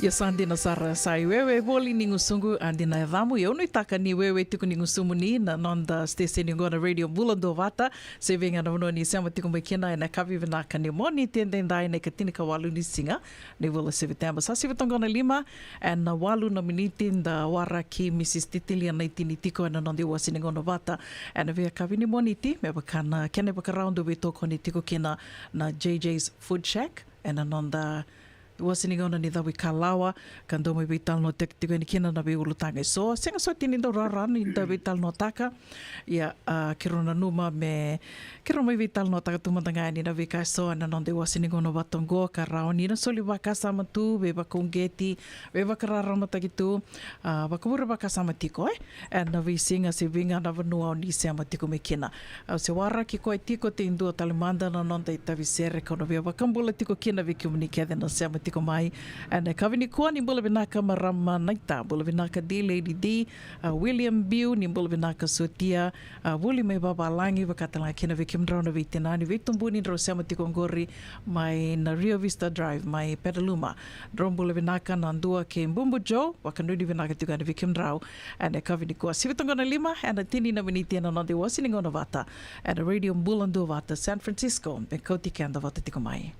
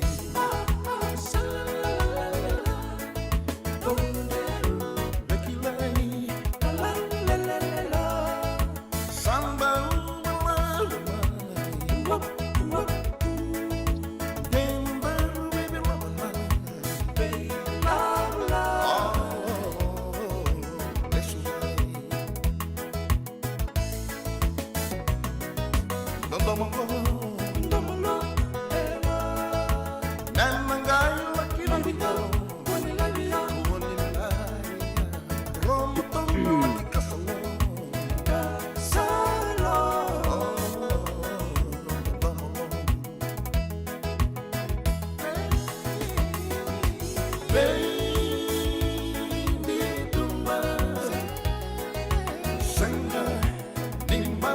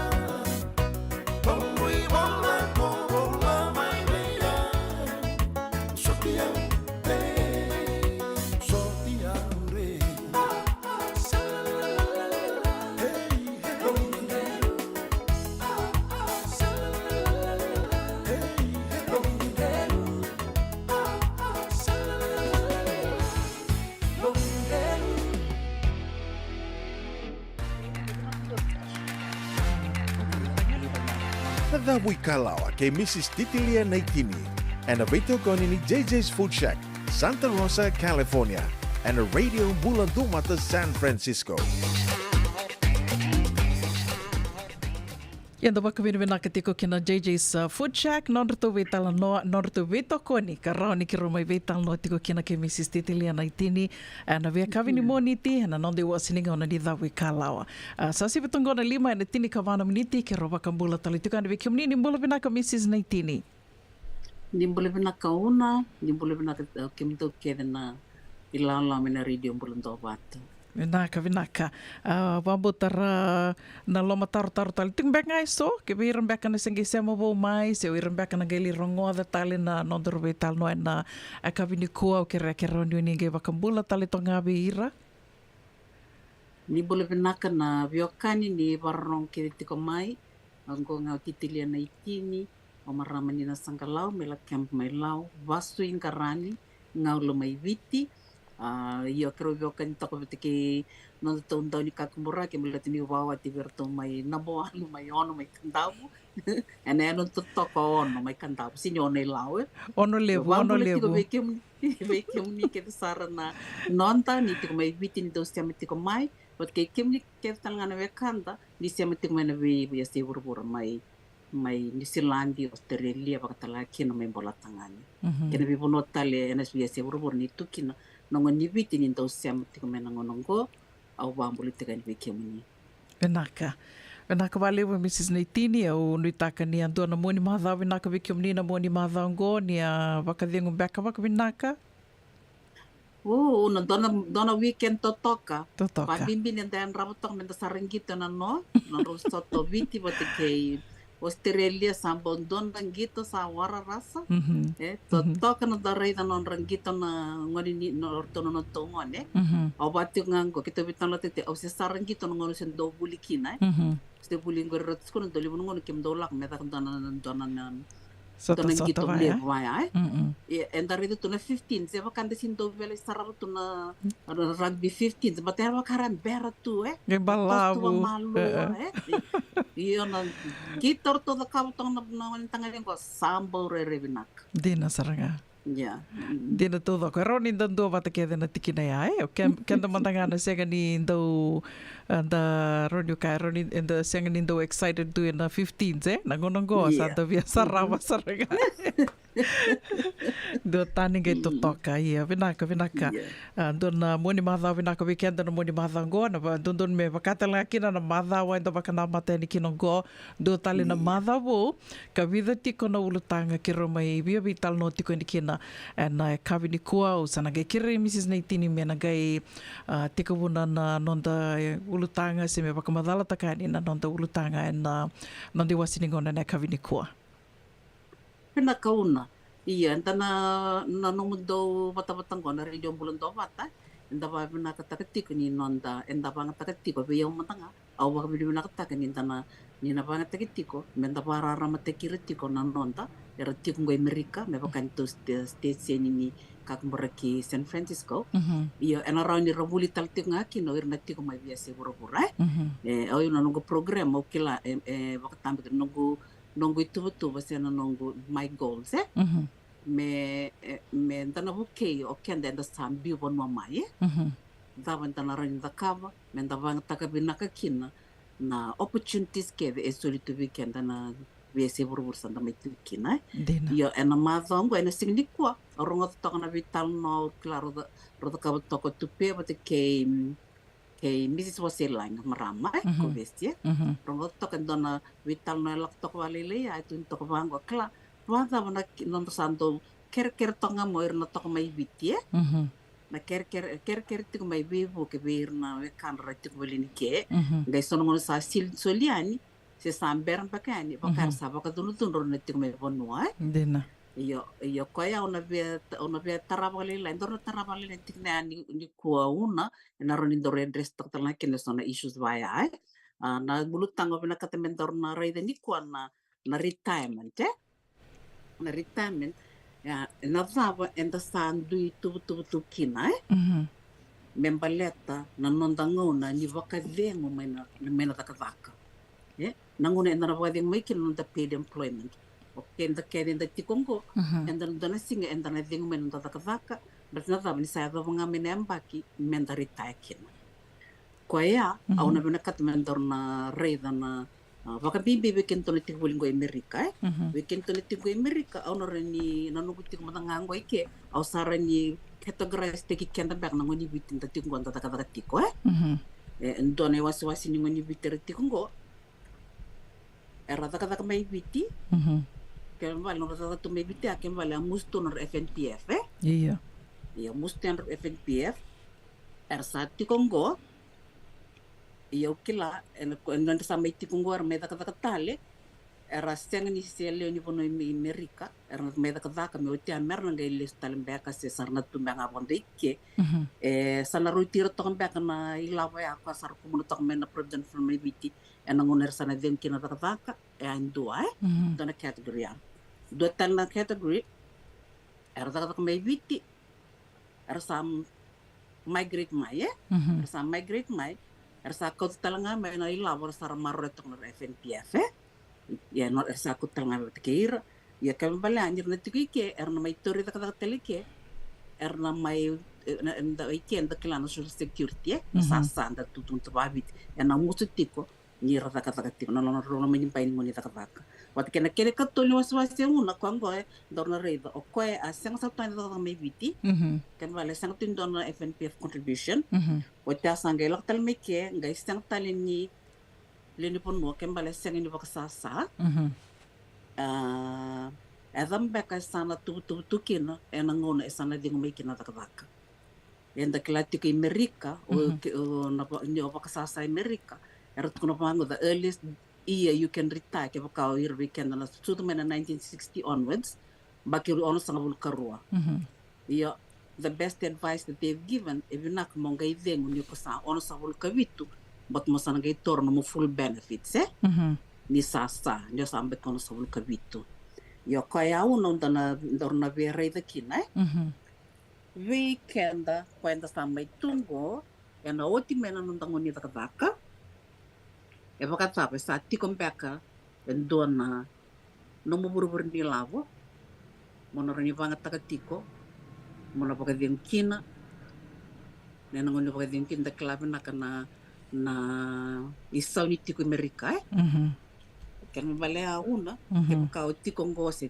tiko no mulo men bai ko ko na yang ni takavak so ni vale baka una do ya witum baka wikem do mai Mena East Bay vitu mbaka na rendi dona pula.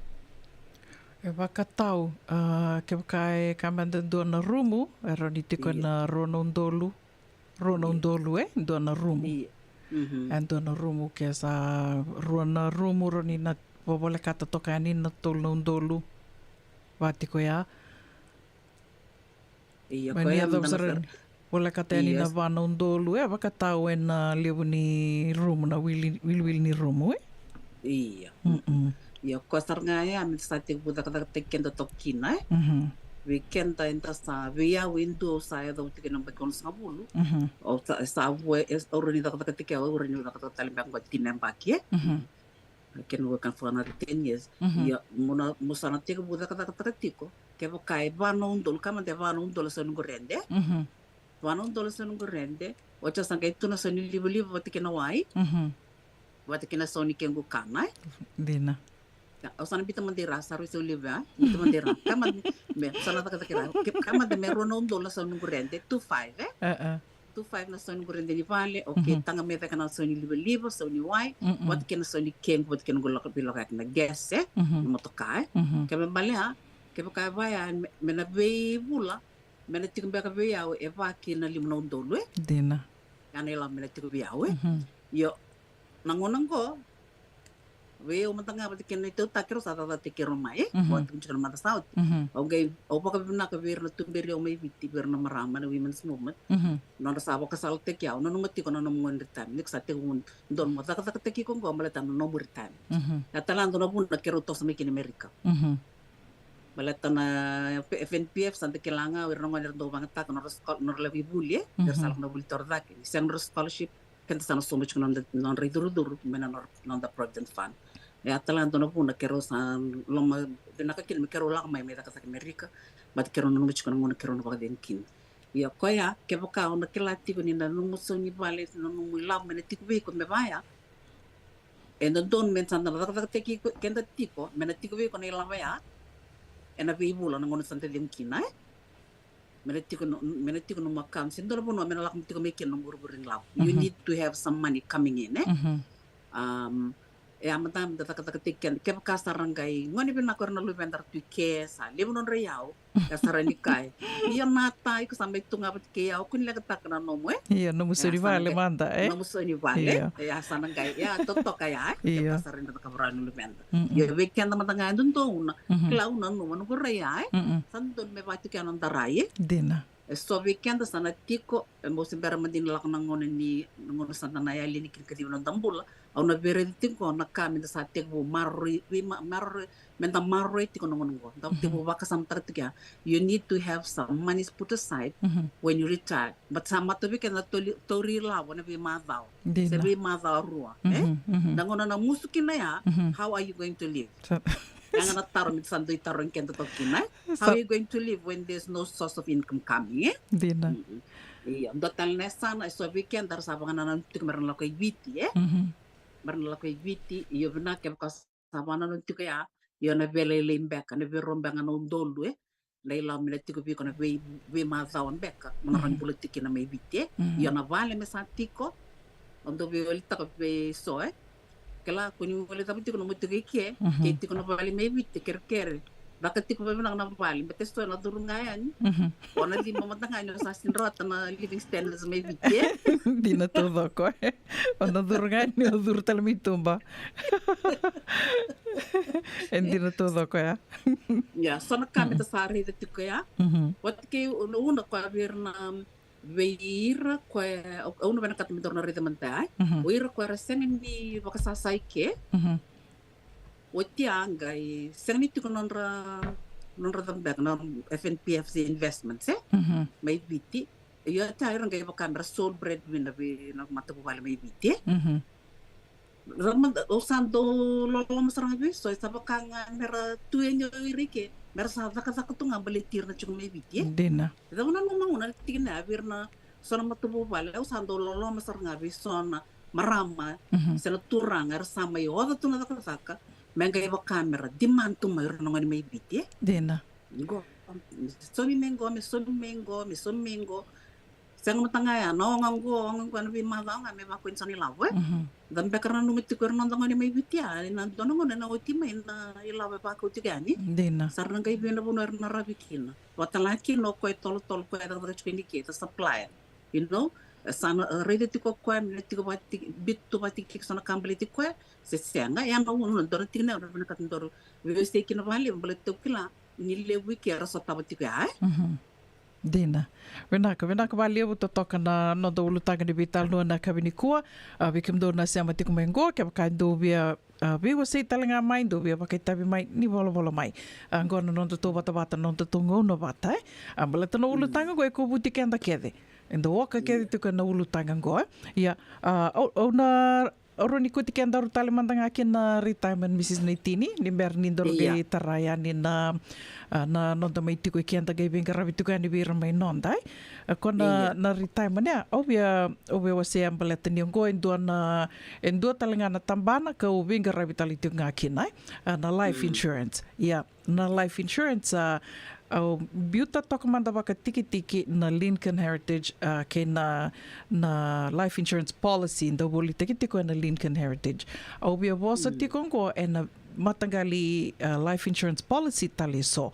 Ka ubing ka rabi tali tunga kina au senga nga nyundo wase tukani baka lebu mbaleta nyongo anga nga baka bimbi beira anga nga baka lebu beira karsa baka pepa tiko baleta ni kota dake mayo Mrs. Naitini vida tiko na wase na kenda to wase ka manda be kenda to na sangwale mai sa mai rawa na pepa ana bono le bongo Amerika matai ke latiko mena tini na mbaki mo na daka me tini na mbaki mena musu tiko na nomu tax na via mbaki na tini na mbaki aroni ko nge kila ni ko na nge roni tora mai enduna ka na ngono sali ritai kinai na social security dua dona kan bimbi menda na kila tiko bleta ni so ngole mai sa rame na pepa yo te ai ko nge mengan nge bina katoi ko bleta na lebu ni no to ba karong tal no beka beto daka tinga under the table se private beka bleta ni to daka kila tiko ni ko sa daka tiko ai ko sa turma no mi labo ni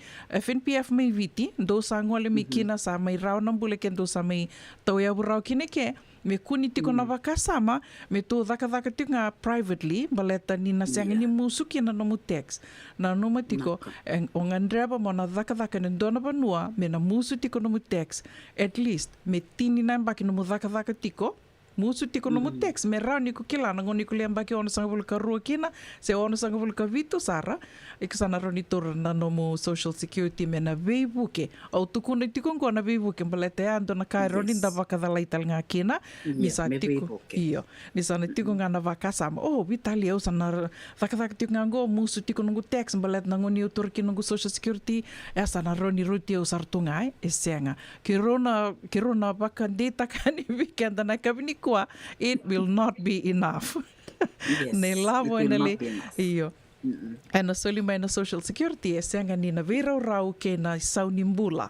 Wakasama takamande but o kila tiko so na ngongo era sa tortiko non social security senga ni vera rau ke ni saunimbula tiko kinongo even wakamata era laku ibiti mbaletan do so talanga na wakasama do batiko ya vitali au sana utinga na retire au na laku ibiti au na laku teni ni lavo kila na dava na vinaka na ngona misa laku teni kina ni lavo se sa retire kina si tu vinaka tu na no mbula baleta ira ke de ko kila ira na ngonongo ira sa retire sa ratura no social security sa laku ibiti era le su tale mai baleta na buni wai era ngole mai ngole me mereka mera mai luri te ko baka buni wai senga ni vero ro na wakasama taka ni ko sa mi tu Amerika na itoba kini mbula exame mbula taka tu ke na kilabi na katu na bekanda na tuba ki manda ni lure baka buni wai bonge o na no matiko ni ko na ro ni le so tapa talanga ai viti se mo na le lure kini viti kiroro ni katalanga ni na senga ni wakakinai ya indo na ka mindana garu se mindana yandra bitu mbak kina na ngonongo ke bakatu sa tuba ni tiko yani matai ena senga ni roti ko na no social security kene ka rua ni sa rau mai na pepa mai daka taki ko sara mendona banua me rani ko musu text tiko kina musu tiko no mu baka dava baleta na rani na bukeiko do tali na ka obia baka madala talanga kina baleta na retirement na life insurance ni tiko endua na life insurance policy senga ni tiko bina Lincoln au sana baka matata kaningo ia ube ngarabi tali tunga na tambana talanga ni insurance ngo etiko na Trans America and duindi tiko na yada kala ni dotal na yada ni insurance elewer sa durti kina yongo na Trans America tiko talanga na New York Life at ke na nationwide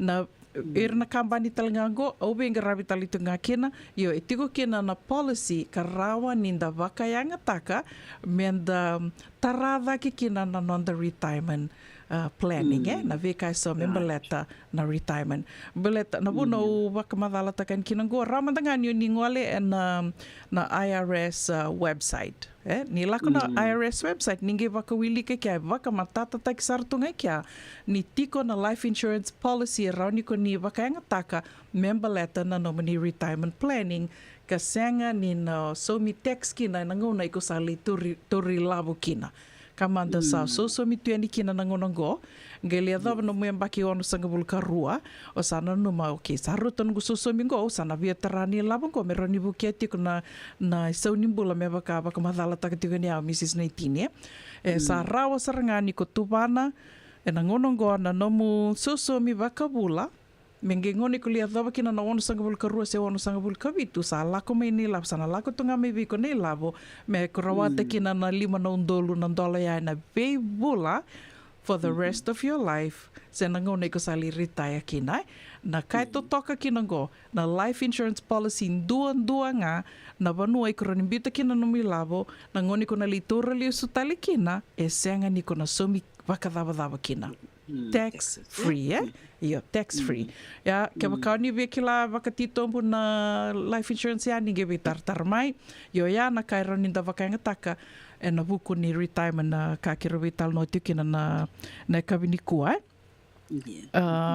bimbi meda na kilatiko ya na retirement sarani ko teko bu sarangani gobi ke to na sengwani tiko au kila Mrs. Naitini se teko bu mbeka mai na nguna sengi ambaki wasanga bulu wada kina sa teko bu ro bito toko baka tiki endona kame beleta na retirement beleta ni vago o kenda endre ke de kenda na maruru ilabo kila menda turma inda bito no the savings account no the savings account na bange endre au wikim tu mbeka na semitik main dera wikim tu yo beleta ni sa do langa mena langa tumbu kosa langa mena ker ke se so kilani rangan revantina na bibu ge sara langa turanga mai sa lak sartiko koya bimbi kina menda kilani tiko tale esona na keni tukutuku ni baka babalangi na vehicle financial vehicle rao ninda vakayanga taka membaleta nonda maruru labo for our retirement nanguna sanda na senkina ni daka tukona mo Mrs. Naitini na retirement age nanguni kusana dova ni kina na mbakia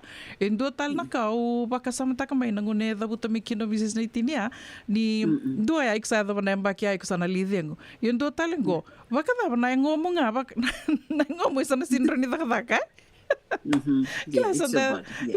your body just gave up because as in renewally the cover na daka ikondo the cover tu ka o kila ikondo maru taka tu what will you do sarani na teko saranga kiana no retirement Mrs. Naitini Uno binakabali unum sako tumengor na via sana kona kaniri na insurance kore tikongor kore nila ko mena bil mena tarada kitanga non retirement plan kan mambalea in addition to the social security totoo ni kasama madal tanggori ya we kemuni kwani sangai lako mai oba buna kataka unik sa puntalangor kla we want dalam beba ken saben nonta gelak mo mekeu na kla na matanda na libi kantareta enta winto me kangongo enta kela na katuna lawni caregiving ko lebu ke akona private jobs enta sa vasal taksar vira sargela ko bouti mai ni alo binaka ni daka enabono mo baka W2 W2 employment but me mustu no social security san gawro ni daka to in addition is on a private jobs me kuria na ilavo or wada tiko na bi madhawa se na bi madhawa rua ke kanga bisu me bi madhawa rua ya kwa nga ndo na itataw baleta so sar may daka tiko umtanga usas so sar la kumai sar baka pepa sar may daka tiko sarang kayo no uno ko sarang kayo kutukun siang yun nataka nga mono no menala ko meno mo sasa mo sa natura no mo sa atin kinesiang you need to work at about 10 years klay tiko kon dakilana 40 credits 40 credits yung marangay vakarida marabawuli ko sarang ilo ko buti ko mai maralak na kan Social Security Administration rida mena pamphlets ka marabawuli ka to karaba daka takiriti ko me kuning garakinda dal sarap wala kayo nangoni karga yo sinta ka tunggo ya dona sana do talanga sana una we kendo kwenda sa tikongo ike era sing ni ba pepa orang hotel tinga merna ngai bitar tarai witi kona provident fund e tiko tala iki orang hotel tiko ni sa tiko tala endo na bakana retirement plan o era tiko ni ke era rao ni rambiu la tiko ikia merangona sana no meralestale mesa tiko ando na ilawo era rao ni le tiko non relestale witi ya be ira par sa bakana nan tiko ba merna listale in non but ni reseng in non tani seng ni rawa pepeke so there is a retirement plan at the Provident that the Fiji National Provident Fund is doing ngerto sa takabutika ya o bambuta na bibi na kambia ka Mrs. Naitini deroni ndorna sanga men do verto mesureti merani na may baka matatataka na tikino ya iya ana rani to sarnga pasarnga na turanga rani do tala iya sa kim do sa tok nga kim do turang kan tawe do talan turang kan tawe ti may kaya rani do bitar tarawane mana pa matala saranga men tamban ni retirement totoka na retirement plan and rani do biula ni kin ti ni bangay balang men nagay tur na ngonen ta sa diyan kin nagay to na totok ni Amerika dina abo ba nakatagti ko na may na kirawati ko bakalele mo Australia o doon ko ngono nakatagti ko bito dola valley in and out of New Zealand o baka na to kino yung back mo la ko tal mo migrate to Australia so migrate to New Zealand ado mo ngono kay tibo buto ki Amerika tong may kino dola ko may patata ka kay stengay do atani na buro-buro ko Amerika mo salong den kin muli sa sangat taki ang bulatike stengay ni tabakan duin-duin taki o baka pepa se sengay kaya na the beauty of this country, America. Baka bibi California, Iya, di California. Taka ba kuko? Taka nga pa kuko. Mara na milabo. Kakunya taka na kako ay manaranir tuturi kina tambay nilawa. Ya, o anta no mo boleh nakati kung tanga no numitik na non sana pa kadien na may natakadaka. Dina. Iya, kaya una. Iya, baka bira ako na watu na nanul o irnati ko may biti. Parang daw although kasi mo saron daw liyo na nakirkira na kararabi iyo being we are actually spoon feeding them we are continuing to build a handout mentality kung tabi nakata me vengwe me kuwa kung tabi nakata we can't nasama ituike and tabi ngarabi tukin virna non daibiti virna luvenda menta vukeira that we enable them mararawnir na gay dito bak nga kairon rambulay. After a while, they can run their own lives. Irasara ni dakam businessin back Irasara ni dakam non ray labo sa build up their assets. Meron ni rakuni rabital chumay be nasi vitai ke. Blaton nati taike be bulat talanga Dina. Pinaka Mrs. Naitini o baka sa mataksaran doon na ibosa you teach them how to fish. And they will be able to feed themselves for life doon na kuna luto ni Bimbulo at ko kinaya na singa bakaraway baka dirlala man dinay baleta na marama ka litala dito ko na singa tukun ni ko sa non to bula ke no na matubo vale sa may dola tu may nakama nga utura raw tiko na baka madala o kilay ko eu seng sar ni kilay ko baka binaka me wakila na no rai dola ke na be ka ke de bawya may na nakanga utura raw baka dada ni rto sa baka rara bisar tinga may buana no na matubo vale donesa na Indonesia na o ko saranga baka ki ko esa kila baka imbula taka to ko na no bule ke memba letir to saranga no na matubo vale baka se kila rueti ko tas ruiti ko na tikini raya roninda rekinan tua ka roninda kai ni lebu saranga inda vital no ike basar tunga ya dua sar ker tunga menangone sar basar tunga bi madawa sa laku tuna so ni groceries na kenreto na menreto na nonreto iso ni vale na kake de baya esa laku sar tunga ni Amerika dinanga ni reto tiko me viti reto rawa sar tunga ni reto daka takirto bakata kirto kila angin do talin na tambana roninda reda talikina ni so weekenda enda may tu sa balabo may nanguna nanonda may tu going back indo nanguni sala o kila ni so weekenda senga nindando waka sama taksar tu baya but that is the reality waka mendando waka ilabo tunga me sosomi ni nonda senga ni tiko i asan right to make up for our absence. Yeah, let me say something me. And this time so edin ko mo postota. Kono matanggali rei bango riuna, kala no rini kabango, kala ka me guilty trip. Gor saranga. Why should it be a guilty trip when you are here working? Kala matay matanga son gori ngona sona rai una me na visau. Visau iyo, tu visau taka.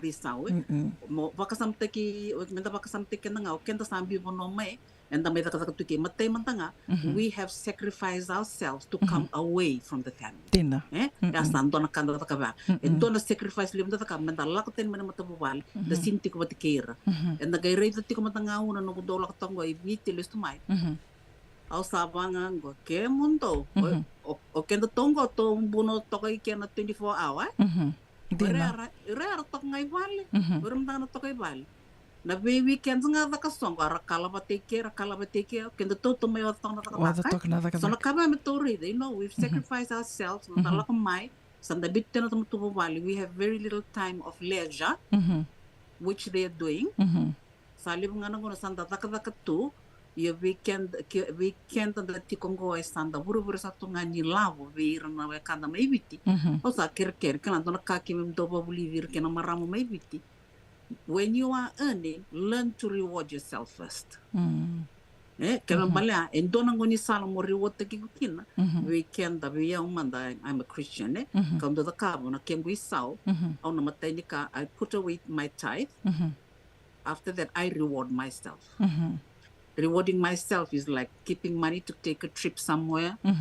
Se ulakole volbol no istulu se ungande ke I look after myself. So that's rewarding yourself. Kaya ka sarata kabati kaya kena karu ndo talana bono mera bulit na rewarding yourself kontor 20 ko. Mararede ti ko nango na sana bole kini wati kina rata kabaka. They can put some savings aside. Mersatik baka buli dira mera musukati okay I'm going to reward myself we mother kidin tak au na bita ba tiki endonan $5 se 5 matanga $5 se rosa buka $5 bitu ba tiki and just forget about it in that way na savings une ko tuntang mengor o tika kuleta tarnum savings eseni karara na savings is a discipline you need to the discipline tekenda and marorela yeah, I'm going to stress that we got to learn to discipline ourselves. Dari na to na India or na kanta na India, kaya bakar era takabara, dapat na sin takabara chicken. Kaya mabalaw na I can actually we kero magabitin ni kero atumberi man na Campus Crusaders for Christ and doon na ulutang kaya matumberi kina on mastering money. Mastering money. Kaya mabalaw na nomo na manage tak na nomo ilabo ni matabubale. So na savings ento na kay bulisi una Vinaka valeu Mrs. Naitini da torongo da manda na itukutuku me verto na vito konitiko na nondaru vital nongo berninge toma ni talani na niro vital noa JJ's Food Shack. E tigo kedi kina na kakana boga biti me bakana kokonda. Lobo benga ni ngai kani do itu na bundi nan dalo se tabioka. Na kakana boga malangi me bakana steak baka loka kena coleslaw. Na karito asa waza badina na kani kana. Kay tigo talangana non to specials and lomo ni madawa. Dau tamba na Facebook. Na doi ni tiwa ya na bani mandrai pai ke na bugatale. Gore na JJ's Food Shack. Viu Valley mo Billie Jean Street, Santa Rosa, California. Kaya talangan rito dilibo yang may Santa Rosa, may ato sa rani kinavato. Giritirto sana kinavitu sa mabitu tolo dio tolo dundu al limono. JJ's Food Shack, Santa Rosa, California. Toka, komba na kenen dami. Waka diri nga lala, saba kangay windon na yangona na San Bruno kababa. Nababa? Tukun talimay?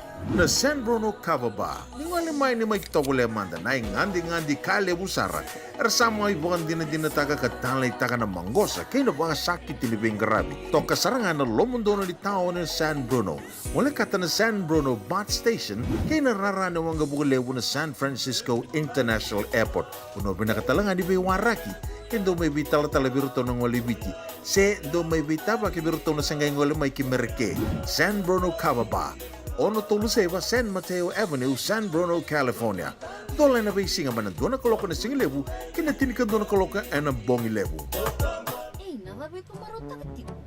Seng, isan doon din na namaraw kinabogay singilebu wakila. Wala na? Kesa mani ka vivi na nongumbula ke mundo sana senga ni lenga. Dona senga talanga ni rere wala ma se mundo wara ka ni la regu. Balata ni swada ka tu na nongu life insurance policy. Iko da kamu to waka tapia. Sa tumu matanga na numun ranga isenga tu na non tupe pa. Sa tiko na mate se senga na pepa senga na lenga. E se rawa nga nindu na nongu life insurance ve Lincoln Heritage Life Insurance. Na company ni life insurance kanga niti kenda vinaka na itoke kanda sama ivoga tiko-tiko ngo ya Amerika. Rawa-rawa sar na bawa leo fomo. Text mai kina vasa iwa walu vandua, tolu walu lima, ena kena ituku-tuku matailalai. Mai potongo e tini karua na miniti me ono na kaloko e na radio mbulan tua vata sa wala ka tali tongani mai dhawa na nero ve tala noa e kawini kua na non dai wasini ngau na ni dhawa e kalawa totoka sarana ve ulutanga so kiro mai ve tala noa tiko e ni kina ka mai wase tiko e au Mrs. Neitini ndona ka na nonda wakasa matanga na nonda lavu na discipline ulutanga ramba i levu. Yeah, ni kua ki roa be mita ramandanga na vikai so membaleta na nonda retirement ka ki roa sa vital no ni kina na ngone tiko bukina na vital no vi kumni na dalata ni ngerongo da talitiko na radio mbulandu vata YouTube ka ki roa sa mita rango na nonda vebu ki tiko be ramai viti e dhabon beka enda buke iran dina tiko na taro lewa tiko ya enda buke iran dina tiko senda wakatabuli da tiko be iran nambula ni wakararabi Vive na vanua enda via mbiti ratiko kina na nonda matupu vale. Kawa tuko ni tiko ni ana songko ni bimbulo tiko kina na singa wakarawai wakadira lolamandina ni rto ngoa sama ilenga koe ka non rto iburi tiko ni lavo rto sanga tiko ya na matupu vale mai viti ka dina ni eroninda baka binaka buana maramo ya ni na nona rai ka dua kina na nona life insurance policy en dua na umai lavo na kau me laki buke i rito tiko na nona matabu vale, dona ka o tali taka ko baka binubina ka talanga kia na Mrs. Neitini. Ni lavo e angai baka samataka. Na exchange rate na ngono koe sambo tiko binaka saranga e. Koe a sana baulin dua ni lavo binaka rito tarana nona leoni matabu vale. But for how long? E na vada wana balavu ni ngona. Berni liu tik kosukina na ilabo ya sanangai mai tu ya ni koe ana bika kiru mai vital no tiko nikina na dab sarma de roninda da kava menda na bukeira kina na nonda matubu vale mai viti me rawa ni ra vakunge titiko kina ni ndondonu mera na da kava mandanga na kava katakira ni berni rangai rei mai sanango e na buku ni lavo ndo lako tiko ya ni se davam beka na nomuni rai Mrs. Neitini. Ia, koe a una ko kai tiko redi ke, o wabu nakataka tiko rtona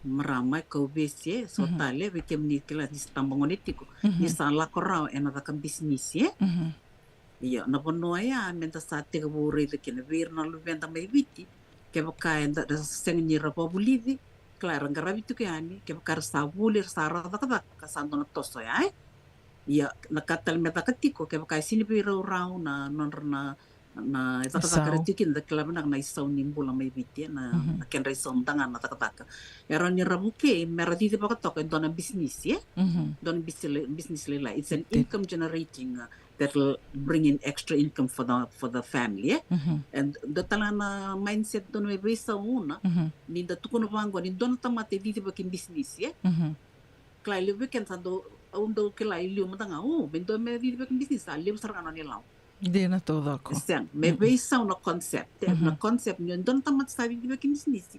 E veisa nga meron na mindset, may na being an employee to being an employer. Yang nga. Iko sana siang nyo na sumiti kumainto, o iko sana nga, you will pay yourself. And you will pay people that will come and work for you. Yang nga na mindset me veisa. Yang tona kaundo kero ki babutin kero ndo babuli dir talngana tambang wani bertona na ito kanya lubi kira. This is how you're going to do things. Nyo sa buliti ko takataka tiko. No ato me dono stage ni bola mo sa te budi di bakin business matana tao. It should be creating extra income into the household. Ya so na buno enda na reikina mendana babuli dir tiko na lubi anda ibiti. Pa ni na dono na tava mai na takataka ni nana ki tatai ke mersar na tiko na non restos mai viti ko na rani bukir mertos tukina Ambek ngai sama kalalai unang dorong di bataratu yani. Kaya na puno talang na insurance ko tuntung mengor. Berta kau berta nangon non pakai dengus ya nangon sara matikin nangon ko unang mentang berni doro vital no. Tanto dan sing setorong yang don lebih. Oh mam kelawala. Kaya kaya sanal lang ko ka kunil lang katagi unang saling kakin. Kanang do kam do buli ciao.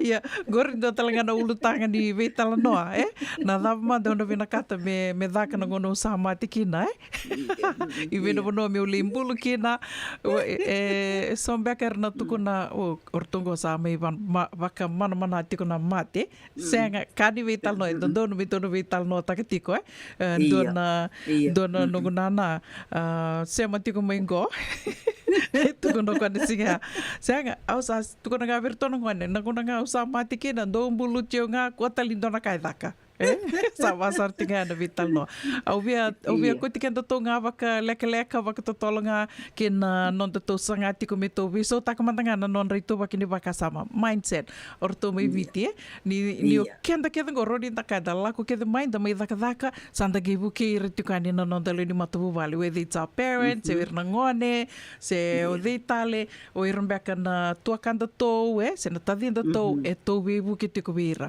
o vamputa endona Roni tōna mbole kenda tō kina, ka tō ke la mai na veka e sa iado wa boliti kenda tō tigongo, ni me tō sanga, me tō bukeir tō mai viti, me nduri e ndua na businesi. Ke waka tōna wakamuria, tō wakawilika na non rivolo ira kar waka I lavo tu, se rarao I lavo, se tūwina ka tōna rambula, e na buruburongo, e ndua watangana ka rendo tukuna, starting your own business. Yo, na teko bunin business ya, sanga ni next $1 million business ya dabai. To ready ramantanga na India. Nio iran do tokana canteen lelai, wali taki tokana ice block na bin na lakarisa. Kuasa ratinga ratikin nambula to rayani, sando na vale tambarua. Sala ko na motoka mai na business lele wala nga katondo reda tikano kentoni to ke to didiba tole boli kina se to reda yo to mbeda tumbeka ni ndo toka nga na kentin lele e diditiko yo au kela ni yambeka ke kai ndona ka oroni kaya me nonda to ai kau e na vitala no e na kavinikua ni sana mai dava na ni nonda to vital no ni davi kalawa me to sana sanga manda ver to ke ver to vakarara vitu mi viti to vakasama taka to bukir to sa tungo kento na buru lewe to na vakasama on Google na be matanggalim business e rauni to da to bukira kina merato ya butaka mi viti auroni ka na ondo ndiva tu Mrs. Naitini, ondo ndiva tu nangono watu kina mai viti mendu e tu e ni sana go mengi vuki eu yani wakai lavo meu vakundure endo na business mai viti there's so much opportunities mai viti na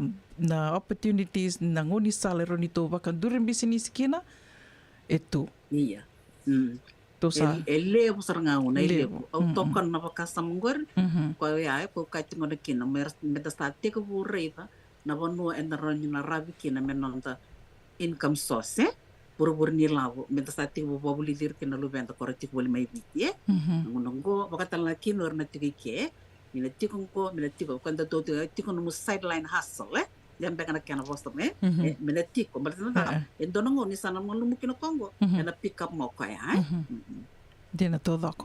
Kero sana mai dava tale tonga ke wakanga utukuna e ramba I lewu e titombu e ronige toma ni tali tiko e na madha o katu mai nanonta I dhawi kalawa me wakai we toko ni tiko kena na JJ's Food Shack vinaka waka lewu Mrs. Naitini ndua talambeka na kauni vea wasea ni mbera ni darungai mai we waka moa de take na eka vinikua o kila wana saruti kenda vinaka na vikasa wasea Merna paksam tak tong mandar lo mani mazongo enang kay toma di tale wakabure bakasa matiko iya pena ka bakalevu en radio bulan do vata no mani tokani uno buninda ko ke Mrs. Titilia Naitini and the wikalawa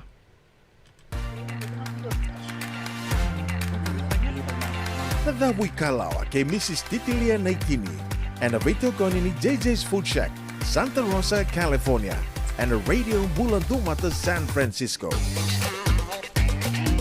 Bulan na naliw ni nung so enda sa sianga sarangan ikila na tabu menda baka talau taka buka singi lu taka siapa kaya kapitang neka kuni lo malenga sa tipin dono menua erau ni buka tingu ikimuni wayana JJ's Food Shack Santa Rosa California na be matanggali kaka na jibgina mebakana karitua waraisi na logo palusami na buwaka na kaiwa soso na dalo na toa na kokonda bayangani kinang gamure na kaka na buwa malang mebakana steak gay wakay loka tabioka kena coleslaw surua tatni gela ko patana kena pai na bani kay na manray oya na JJ's Food Shack Santa Rosa California e rosaranga no direct message virto giringa kina bitu sai bitu tolo dio tolo dondo limono se onga wale saranga lito miku mena no mota e na dio maluma Billy Street oya e Santa Rosa California e rawtalanga ni rutoli dili batakan ne kemu katalo washing lebu sa wanga kabi ya mai Santa Rosa Kinavato JJ's Food Shack Santa Rosa California e senga dina ni kara rawa na daka waka kekiva ia endona kainda wipu ke kawaka mamanta taka tuna bengarabi oya ke tuna kenda to kakana leika na dalo na bisikete na reo bata na sunbells e tinimbulu makau we kenda tuna senga tiku nindraiva se senga ni waka motoka kanda u dren na tutu beto seki erto satu wakarau na Divine Pacific Food Mart mai Sacramento merto taladayani na nung ni boli rawa sara we tartar ngayani na taliboni diwan dua ono toluva diwa ono saivarua merto bakarotaka katalada mai na nung ni boli ena kena ngona totolo tua Divine Pacific Food Mart Viturua Diwawalu Franklin Boulevard Sacramento California Nama di telefoni Diwan Dua Ono Toluva Diwa Ono Saivarua Erto ngarap talangan ni kena lewang suburi ani nanomu yaya Maina nonderto stoa kena nomu mate ni katumba. Bakarita kiani vike mundo maina South Bay, San Jose, Mountain View, Redwood City, San Bruno, San Francisco kena vivo no volikata. Nisa tikunggoing dona nonda toi ngandi. Na San Bruno Kavaba, dala kumandangaya ni dali sota tukina kavekilai. Era livu talitunga nandui kai karandongole dikina kan dona kana nonda talitaka. Na lebu ngona ni nonda talitaka kena wasibi ni vengaravi ni turang tawa Rakesh. Samba uli kaliwa kitumikina na Crown 4 News katambaki talitunga and San Francisco Chronicle. Samba waki rongo saranga. Kendo vanga ratano atiko senea ni angona na sote singileti ni viti na kwila ni viti kena sotali ni yaya lalai bebakane guku kuni vale dome raito manda and San Bruno Kavaba. San Bruno Kavaba, ono tolu saiva San Mateo Avenue, San Bruno, California. Taun dola mana dona kolokan singi lebu kena tinkan dona kolokan bungi ni moniti kena singa tambu. Ai, kema do bakando tunga mai viti. Sa baka matalau na nomo do kobati. Sa lebu na kema do tindika na tinimbulu makau na bisikete na rewa bata. Red cow, wupu. Da sa kusi masarangan na ikatungo. Gamay tutala na kena urnibondo kena mbele. Pai, karek. Da boleh mai be. Oi, do sing tingni kila. Kita boleh ngamai na Maulimat. Tok nganggo i Santa Rosa. Mai be. Na Maulimat wele. Doko na nonda business na ngoli tau kay Amerika. Doko sa mai. Do mai volleyball na Maulimat. 4525 Montgomery Drive, Suite 2 and 3, Santa Rosa, California. Dendran beka na ngola ni kibalilo tero buko ni oso pakadadaka. Sendra-kendra kita beka na tos nimbula, kuo ni lenga sinu ingaw-gawa. Nana mai kina programu warotaki, mai vera tau na New Methodist Christian Fellowship USA, nongu chisu, nongu benua. Ruwa na bima manione na kabini buku lulu bei kemundo e California, bima mani dua na singilewu ni lotu lewu bei kemundo e biti, and a radio bulando wata San Francisco, me kauti kanda wata mai.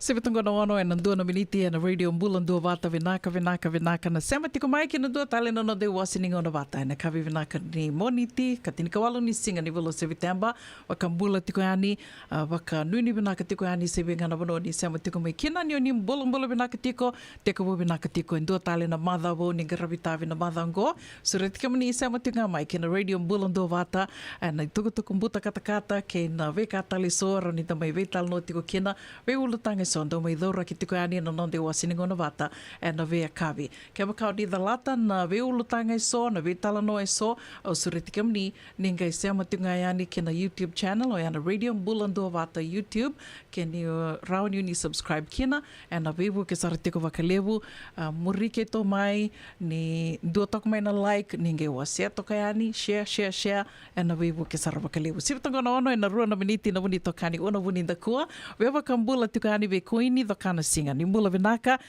na sema tiko mai na kavi ni koa, mbula venaka cheli, baka nui ni venaka tiko yani, ve kimdo ke de sara na leo ni komiti talenga, e na sana wakaturango rato toka na nomanto songo e na wakarawai laurenga kena na yalo bata to toka baka oti mbula venaka cheli ke kimdo ke de sara na leo ni komiti wakatalanga kena ve naita Luisa Tambuya venaka wakalevu na sema tiko mai e na kavi venaka ni moni tindai baka mbimbi tali tuka ve kimdrau na maramarua diili ke va baka nui ni venaka tuka ni ve kimdrau na dua tali na kavi ni vili niu e na kavi ni kua au nui taka nindro na vili niu tiko e na matan re ka tosa venaka na veka ke de sara e ngaravi e na singa ni kua tosa venaka talanga na nomandro sikova na Lias Boutique e wakadhawa mbeka na kena ilako lako kero ninge dua mai na kena itala noa do makasara.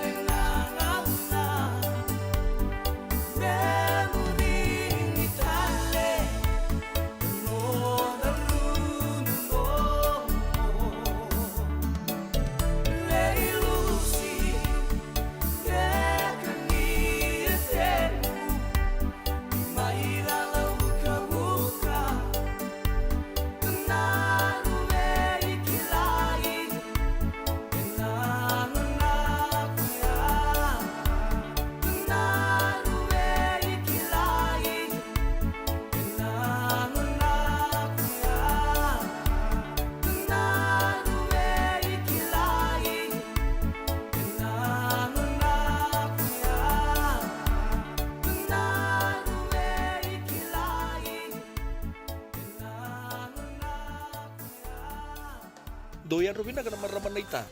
Do samba di ba kusa-kusa iwe. Yandra naita. Kita sili katalau mandai na Orange Lounge. Maleka. Gurasan badi kata-kata pinakasar tunga toboy simpang bakau. Gai wai dala tukin nambata. Koe serengan kori. Sono ngono santa pinakat serengan na kenta kakana. Dina to zoko. Keba kita sana berata ini bagai singelebu. Kita sana gali bagai kabi ngaya ni kena.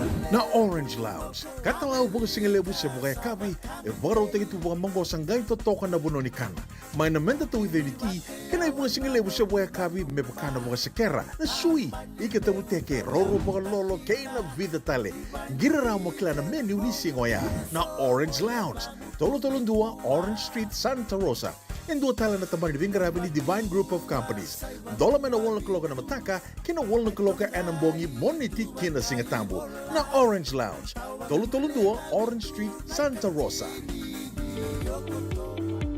Yavalata, Dionangay Valata, and Radio Bulan Duavata. Wait talono te kina na vika membaleta na nondong bula. May weiran na kanan daw may natambanan ni bula so. Nasi, na puniway. Promoven na bana kaloka na Via Cabinet City and a veto kon ni Lincoln Heritage Life Insurance.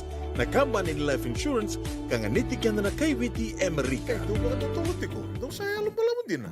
Sa baramandangan ito buli-buli, kaya hotel ito ni Stoa. Tolako. Sini niya na Stoa, wala katungan ko maulimat. May binakan ni satu kit serngaki na nagkatungan reba, may paleta na nato ito ilalako. May binakasar nga. Wala roti karibate ni kina. Dato birito na bisi nga nakarimate ni said means kaya na sausage roll. Gaya rito makuntal nga na bukas ang ilemo na bisi. Karatal mo na address? 4525 Montgomery Drive, Suite 2, Santa Rosa. Do baka para ucu bega kina do na ni matu vale, senong do boli nga baka matawa. Wala to mata kina mauli mata.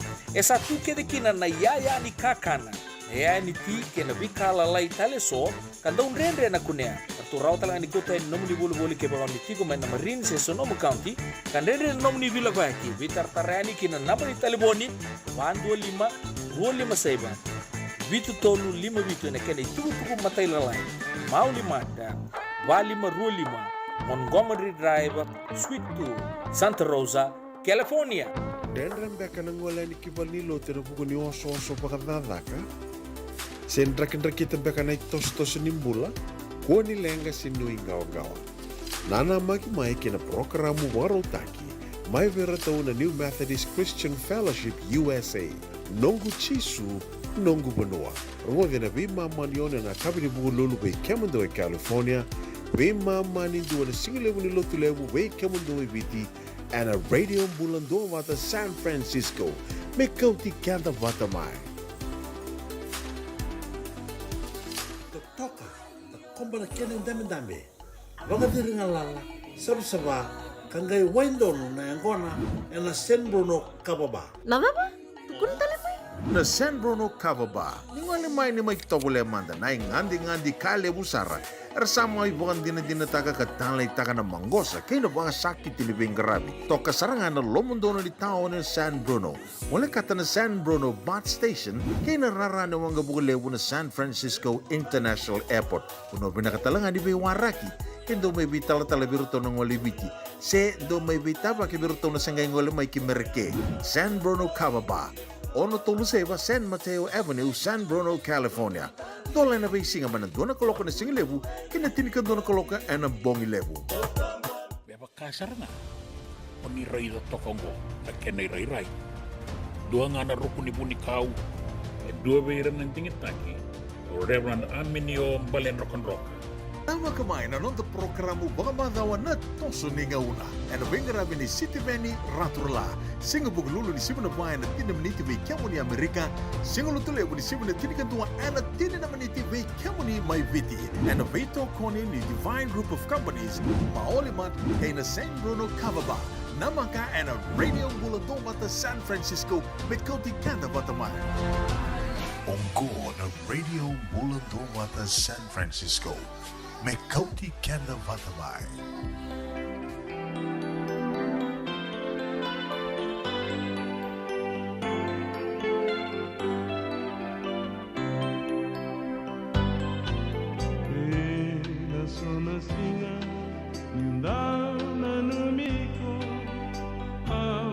Masulaka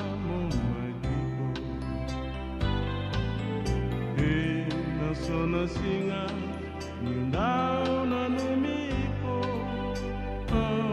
Masulaka numatiko Esa reimuna Mbao na numiao Na nongundondomo sama mau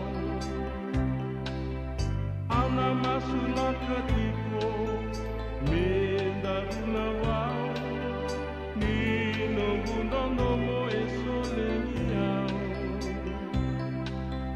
Ruile butuna meda Yerra lao vete maki Mona numa isa ndalo mani Ando moniko E alongo kaungoko Mo kilana levo nino gundono mo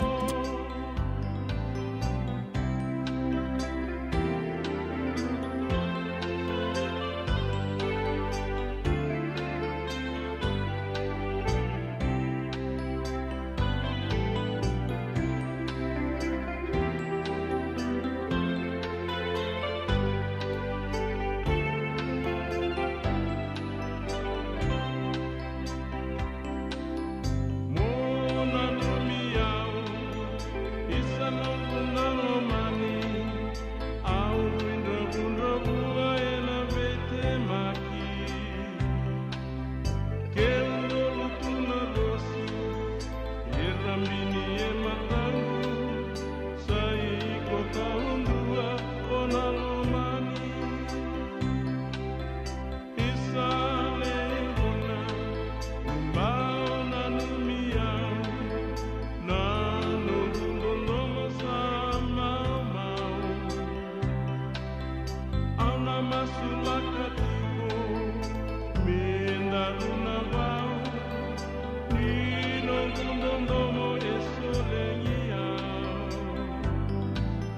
Pena sona singa, niundao na numiko, auna masulaka no maitiko.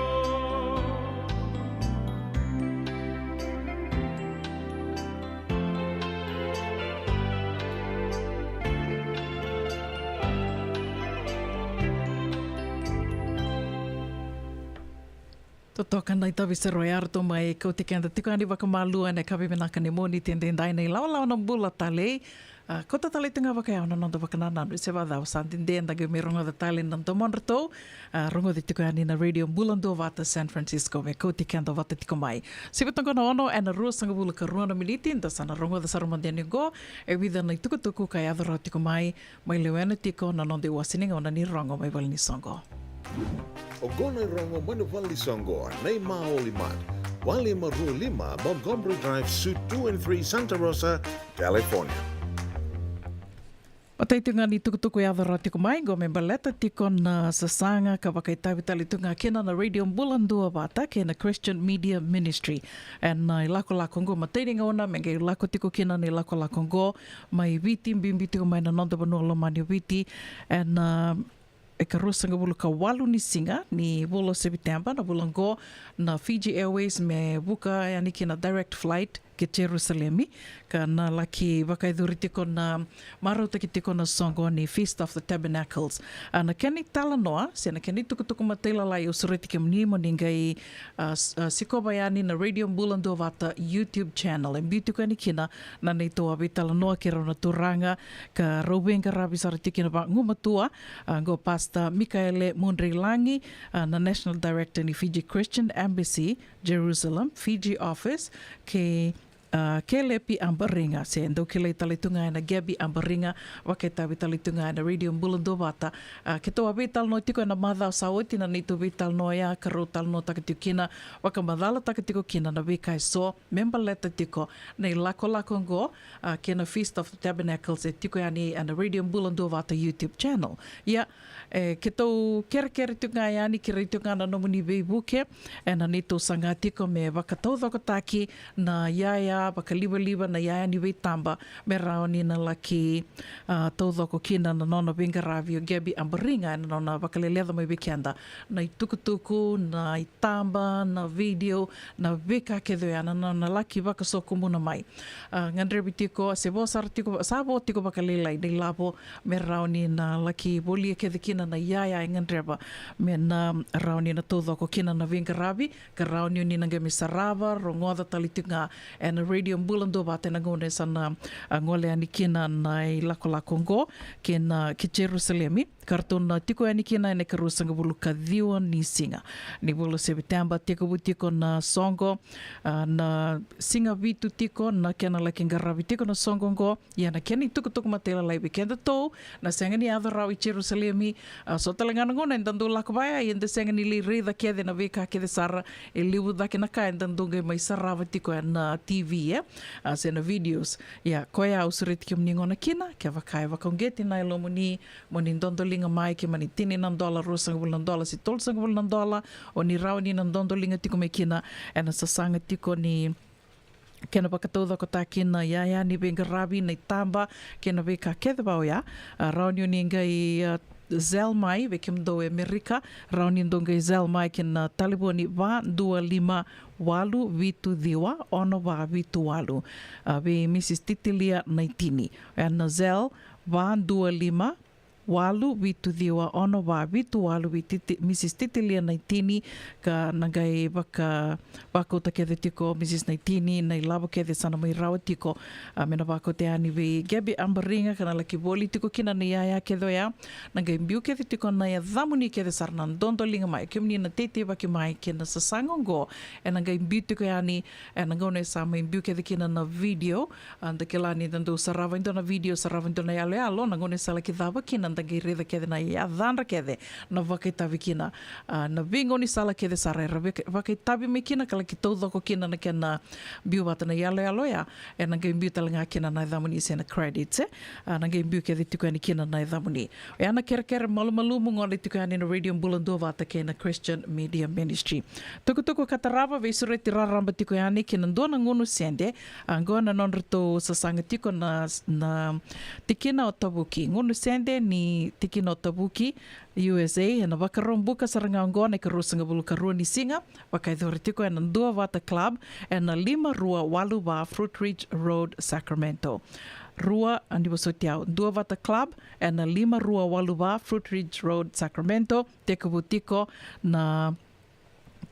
na sasanga ni ngunu sende ngo, se na sasanga ni komuni lava ngo, na walu na kaloko na mbongi, ni wakarombuka ngo na karusanga bulu karua ni singa ni vula September, laki adha wasar tiko na tini karua, na mbongi lebu, entertainment, rauna beba kamaro tekitukina, orto ni lawa ni seru watuanga.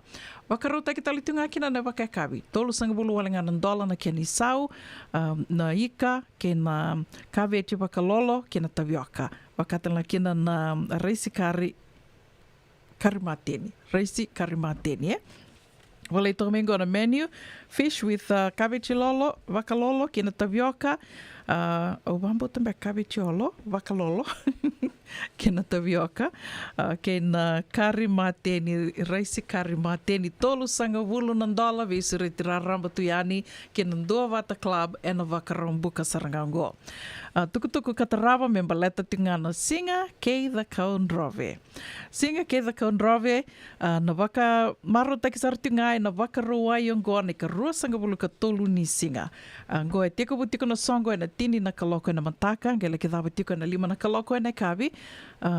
Waka i dhuri tiko na United Methodist Church Hall, ya na Rua 257 Giffen Avenue, Santa Rosa. Rua 257 Giffen Avenue, Santa Rosa. Family fun, Fijian food, meke, singing ringi, kena wika taliso, raun union na kele ki maru takatikuani, na singa ke the Kaundrove, na wakaroa i sarangango, tini na kaloko na mataka, kena 5 na kaloko, na kavi.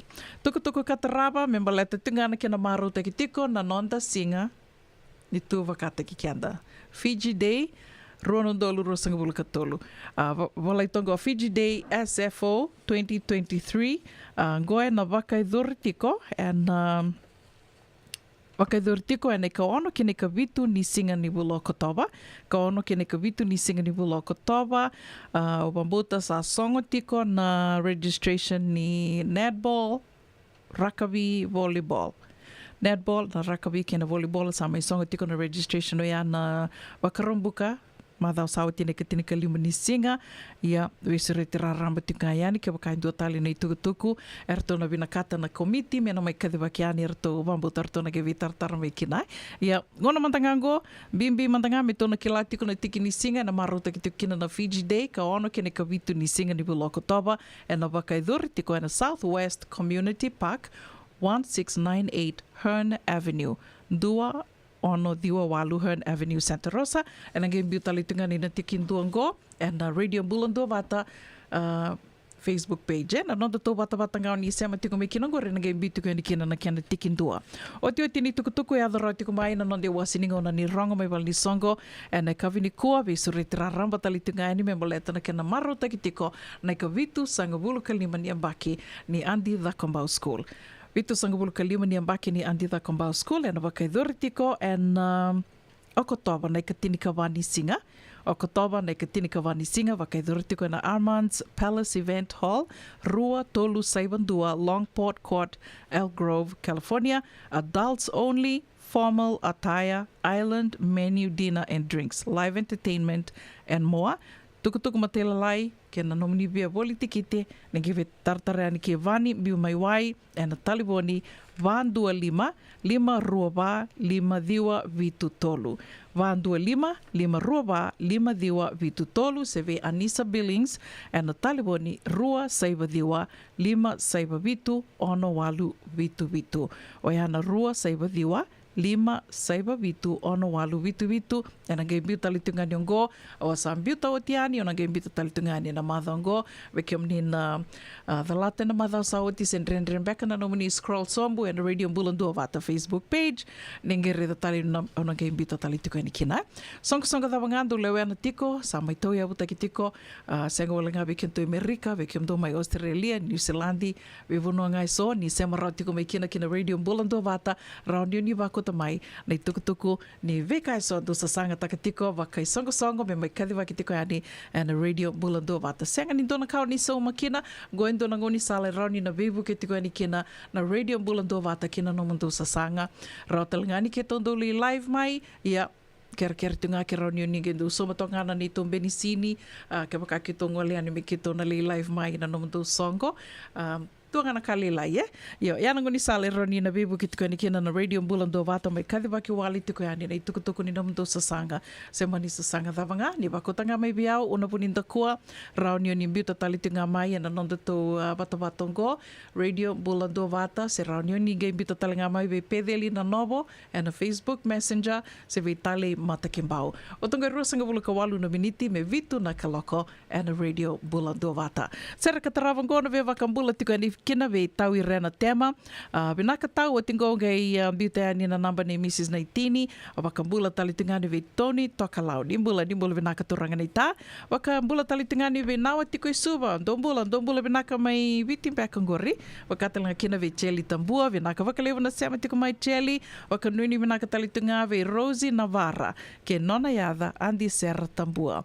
Wakanuni binaka tikani ve Kimdo. Bula binaka falena iwa mera mangiti, wakanuni binaka tikani Vikimdo mai Sacramento, wakatalinga kina Vikimdo e San Leandro, bula vinaka se misi nangase, wakanuni vinaka tukani Vikimdo wakamatabu vale, ka wakatalinga kina vi seini mbola tangidi, bula vinaka seini, wakanuni vinaka tukani Vikimdo mai Utah, wakatalinga kina vi sale simate tonga ni bula vinaka Shiva Chand, vinaka wakalewa na sema tiko mai Mbukuya, mai Mba, vinaka, wakatalinga kina vi Lucy, bula mai Dhabai, ni bula vinaka marama nei tā sandende onu taka ni mbula vinaka tiko wakambula talitingani ve Luisa Tambuya nimbula vinaka nei tā wakatala kina ve John Ronrolangi dombula vinaka wakanuni vinaka tiko ani ve Kimdo e kavini kua sengatala ni ngole da vitikino Arieta Sorva kadani mbula vinaka Didi Dhiri vinaka wakalewa na sema tiko mai e kavini kua kauna via wakambula talitinga yani ve Digrenia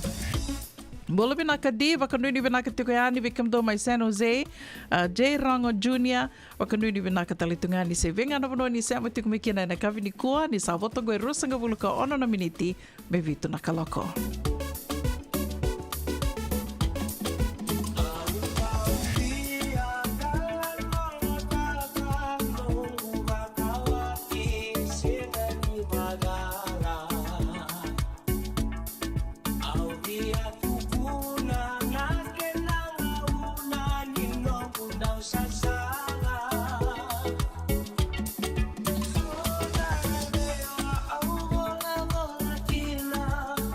So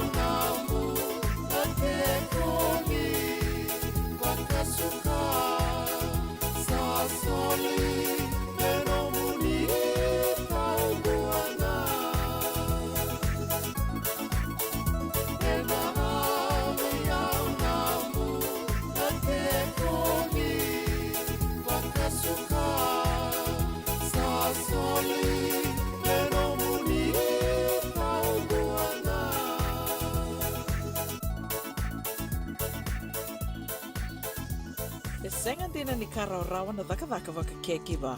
Ia endona kainda wipu ke ka waka mamanta taka tuna bengaravi, o ia ke tuna kenda tō kakana.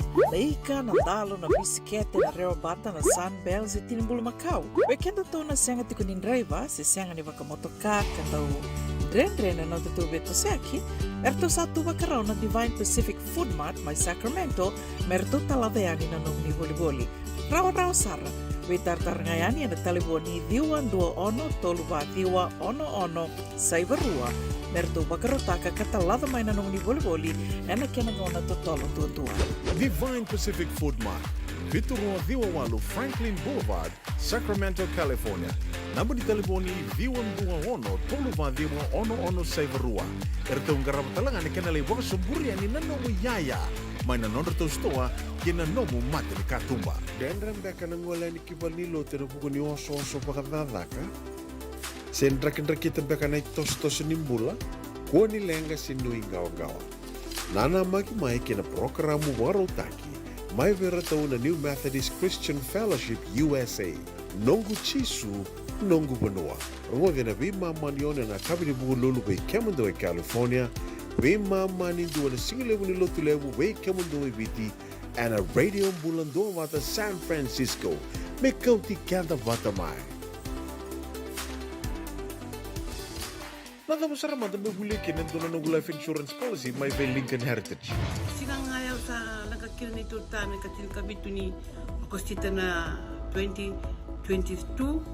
O sangkir taka sarabiri ni tauna. Kami ngaya kena magal ngaya salah ko mana check. Sengat tali ni biara, sengat sarangan ni biara paling lain. In time sarang amai. So dan tali warga tali tunda warga. Kau tunggu. Kau salah lo bengo kamu bilang tak. Nakambani bilang kang gua na heritage link. Mau na bilang saranga sengat tali itu nak kaya. Bakatar tutu nak kena. Bahkan nak kena pepo work itu tak. Kami somi. Nda kila kena timber na vaka sen tu kena ila boleh waya nda samu kina kisi ro ni maron kina ngona mojuri paling bula kaki ve kar taka wado na insuo Ya sarangana buna. The Lincoln Heritage Life Insurance dondonga e so muna claim na lo mena rusang bulka banewa. Kaya sa ro namba ki otin na policy ngaya na lenga di ko na veva se orai. Dawi mati se sianga. Raw sarna bagaleo fo mena telefoni. Text mai kina waseva walu bandua tolu 85 ena kena itu matelai. Ena buna ngauna na levo ni nondo so enda sa senga sarangan ikla na dapo menda vaka talu taka buka singi levo taka siapa kaya kapitak. Neka kuni lo malenga.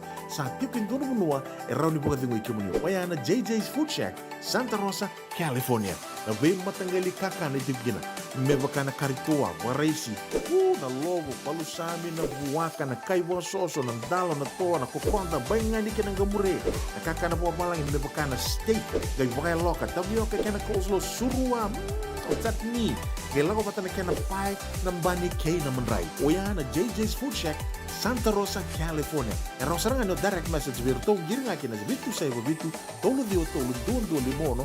Se o ngawali sarang alito miko may nanomota e na di o maluma Billy Street. O ya e Santa Rosa, California. E raw talangan ni rito ulit dilibatakan na kaya mukatalo wasing lebo siya wanga kabi ya may Santa Rosa, Kinavato. JJ's Food Shack, Santa Rosa, California. Kasar na. Paniray da tokongo na kenay-ray-ray. Dua nga na rukun ni Bunikau. E dua beiran ng tingit taki. O Reverend Aminio Balen Rock. Tama kamay na nung programo baka madawa na toso ni ngauna. Ano bengarabi ni City Benny Raturla. Singa buglulu ni Simon Bayan na tinamniti may kiamo ni Amerika. Singa lutule ni Simon na tinikantua na tinanamaniti may kiamo ni Maiviti.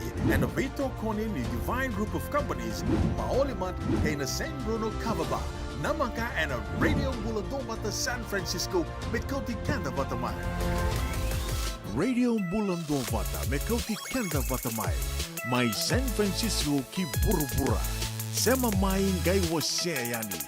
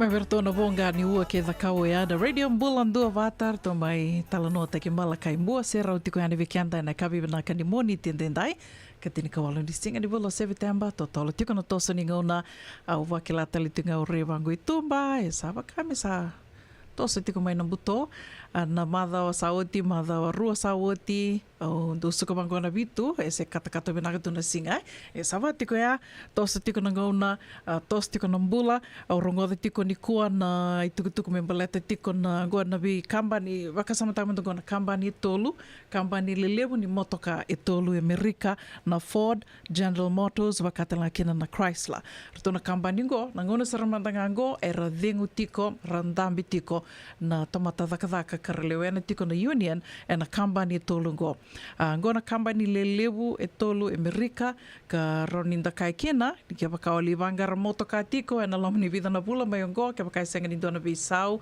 e na buku ni vitala no e pakai dori tiko na roto vitala no tiko na Union ke ira na itoke ni dhaka se na itoke ni kambani tolu ngo dana wakila tiko na kena sana tosa dhake tali tiko na isau ni motoka e ngona mantanga ngona so ni benisi ni sa vakanto mambula saratinga mai $5 pakadada tiko mai na $1 pakadada ke tondo tawana tiko na nito benisini yan dona galoni dona galoni ando $1 pakadada son ngona ando $2 pakadada saratiko gona 87 grade ya ngona go esa $5 tinika diwa lako dake sabatiko ana soni benisini ya dana bakela tiko na kena tosa dake talitunga na isau ni motoka ke baka esenga ni visa no vitala no e baka idurtiko na ngona go au kila ni bungo bikanda esenga ni dondo kawai takatu e soni tukutuku bango dondo no mendana kawai tiko kina baleta do tuku ni ngai na bottom line na no mui wakatau ni tanga na veka ona sulietiko ona volia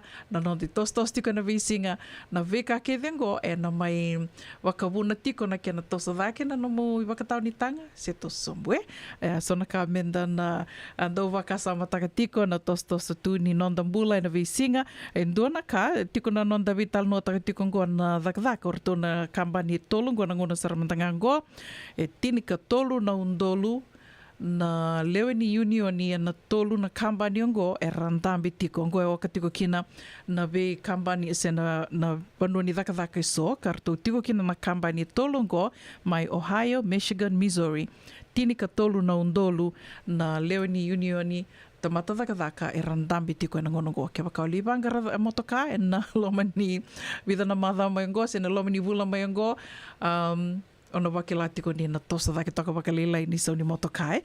Ando tuko na tiko vekenda tou na sa rau tiko beka na nonda tou pepa tou sa ngole me Amerika ke waka o mai waka sama takatiko se dhaka dhava ma mai waka tavi tiki ko kina se ma mai dhaka kina ndona kau ke la ni senga ni ndo lebu weekend to do waka sama takatu ndona tambana ndona vanu era ni ko dhaka kina se ndono rombe kniu kaya ndono me ndo weekend to I vale me na li dhaka kina ya na rarani wangabuka se na kambani ni wangabuka oroni kaya ndrau wakan rau na kambani ni wangabuka do buka ki ratungo Amerika mendua verto na ngoni vale merto Waungeti merto li dhaka I rarani wangabuka se na ndo vera na kambani ni wangabuka tungo ambaleta ni tona wetinga tona viangande taliviti se tona viangande na vivono eso na state mantanga na vi state taliso se na vi vano taliso rani tona vi buka ki tiko kina kila na dava ke ndo virto na ngone dhaka tiko na rarani wangabuka se na ndona kambani ni wangabuka ya iko rani na buka wale tiko ke vaka iko tumbu tiko ya ke vaka ndato vi tokani se ndo virto na ngone vale kona body passes ndo rongo ada tu na dava mande senga ni to vakungeti irtu kina nongone mertu li dhaka kina o irna tonga na Samoa ke vakato irna irtalanga mena Philippines ke vakato na lako adi na vira rani wangabukango to na reda ni rambini kina ya ndono mena vakubura vakasa matalitinga vekenda to na sa rautiko mai na pepa go ndono vanua roni to na mai dhaka tiko kina se vadava wakambula tiko ani ve Balts Rosé loma levu on our way to Viti isa kay loloma tu yani virtu mai nonda sistava kan nuni venaka tika na mundo lako ke roni ge ndo mai tala no mai vitia sando makasara wakan nuni venaka tika ni vikim do tavi ni sandiri ni bula venaka wakan nuni venaka tal tinga ni vikim ni wakatel ngakina ve bells motini venaka wakalevu na sema tiku mai ne kavini kwa wakan bula tal tinga ve ratu ke serene Oni taka dia ni bula vinaka tiko wakatala kina ve Lucy bula me the vai vinaka na sema tiko mai bula vinaka pasepa wa ningolo wakanduni vinaka tika ni vikimdo bula vinaka mareda lalanga vesi vinaka na ve tomani tiko mai serne na kavidikua wakatala kina ve turanga yanu bula vinaka Johnny Kisno bula vinaka weka kai Filipe Kamakorewa wakanduni vinaka tika ni vikimdo mai San Rafael wakatala kina ve Nick Leoni langi vinaka pakale Nick na vibu ke tiko ver na nonda na viva katabuli di tiko ver na nonda au no taka ni na mai vida tali tiko na nonda to ve tal no me rana buki tiko kina na nonda karamai venga ravitiko en tambana nimbula wakambula tali tingani ve na tiko isuba nimbula vinaka J Rongo Junior vinaka na ita wakanui vinaka tiko andi ve kimni didiri Arieta Sorba kada ke Irena Tema wakanui vinaka tiko na buku ni vakarau ke na songo en moni madongo kono me wakambula talitunga wekem do ke sara na turanga na marama na leoni komiti ni sana wakaturanga ra na buku ni nom do songo to toka na nom do songo na sasanga na singa wakaruai we wakambula talitunga ni vecheli tambua ke andi serra wekem do vitinani rombula vinaka wakatanga kina wekem do ke sara na leoni family mai Santa Rosa wakatanga kina ve ndilo wakambula tiko ve ndilo wakanduni vinaka tiko ani wekem do na vitamani mai Carmichael au ni takani ndo bula vinaka tiko vutal na mada wongo wakambimbi tali tungana ve na numi ve Luisa ve randini ndoni au en songo ni asana wakaturango ra wakambula tali tungana ve Ramindombui toranga presidente mafi ni mbula venaka tau wakatel ngakina ve George Tolotu wakanuni venaka tungana ve kimdo ke sar wakambula tali tungana vo endona nungu marama tau au kelani sa dungiana sar tungana tosni nona bisinisi Mill Valley mbula venaka teli tali dawanga wakatel ngakina ve Makindo wakambula talitunga yani ve Jane Lolohea au ni takani ndo mbula vinaka tiko mai Palo Alto Serangondo na numi kia tiko kina and kavi ni moni tiendendai and radio bula do vata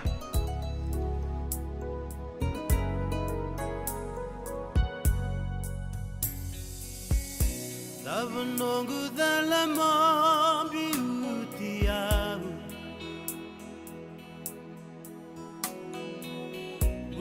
Ni vakawati ngosa lulugama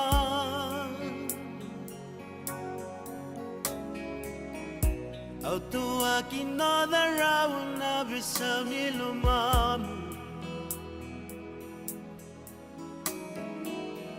Sera tola laina ngone kusanguletu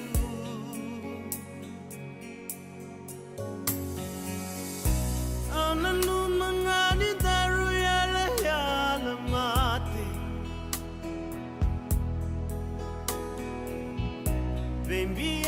wakawati ngomenda rusukota Rekaya nito mama lumunda keleva na waga Indaru yala mendra kida se vinaka Namungala sabakana kula Rindende me volia Atangi na iloka Ni mata ni bonu Wakilani nende itunga na yala yala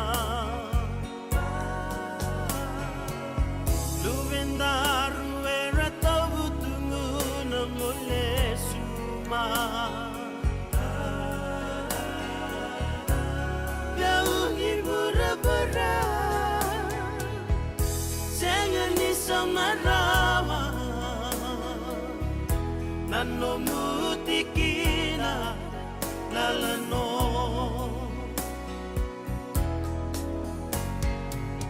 Anda baka tataro lo elomangu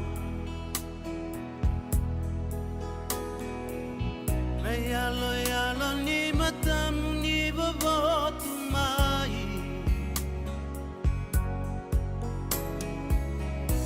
Ukumeva kana loa no muveda bilaki Taubi au na kena uda vakila no mamosi Otangi vatu ni kavara kuvele na yaki Ikaliraki maisangu rangu kalomani Luvenda rura tangi ni alina wakati nani Bura ni alimane to vakabe tamani Tangi tu betamanda melangi Para renda lumani Kimani adamona lesu mai vale Tobe raibula dale Katikina mbeka neto binaka mekeito gosoti Veta usingo esakani neto mulanta Vamole sumaye vale Meotina rarawango Menda tobe lomani ulavo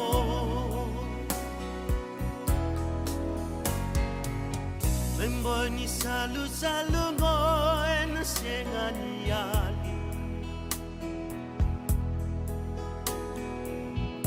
Kosu igundina niko dhumai sirengu Aunanda karona voli medo vani woti Yala ngoko mate na kina yoti yoti No mudala kede makila sana vosota Niko tangi serarawa monge rai vici oba Metalo nani nada runga una samaroroya Elongi tambu ni utongu atungana eloma Utangi tu betamanda melangi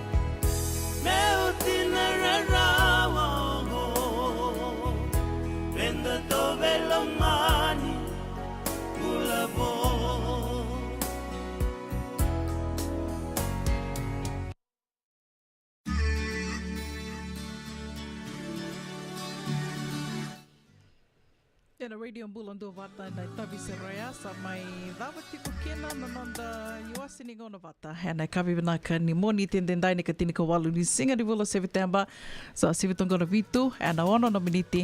Nominito kanigo una buninda kuanda na gay may verong adin domo talitiko ana singa ni mataka me dava na gono ya ni teva kadingo takamata.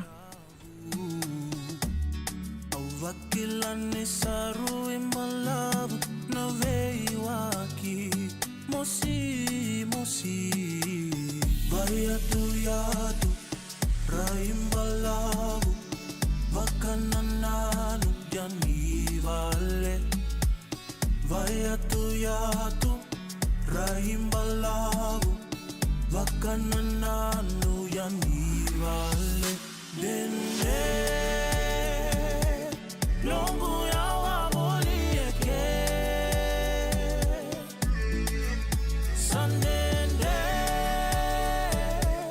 Diva me ule sutale Kiwale Nuna sa tombo mai Nandrevi tu na vei maliwai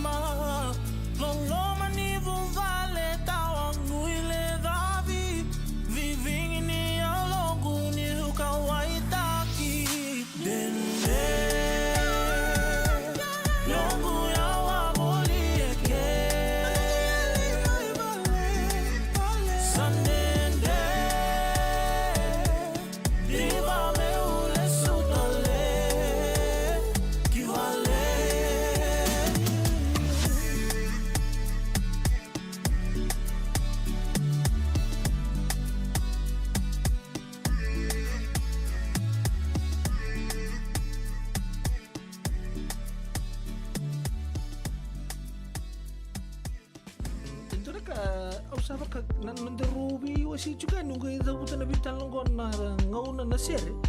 Sa dotu ngau son tok. Pakai lala po suri nunggu ngau boka. Bata pakai di sabo lagi kita pun nunggu tok. Nunggu tang ni sing lal to tok sunan tang ngau boka. So bang sini naket lal tal ngau. Ni sambul binaka.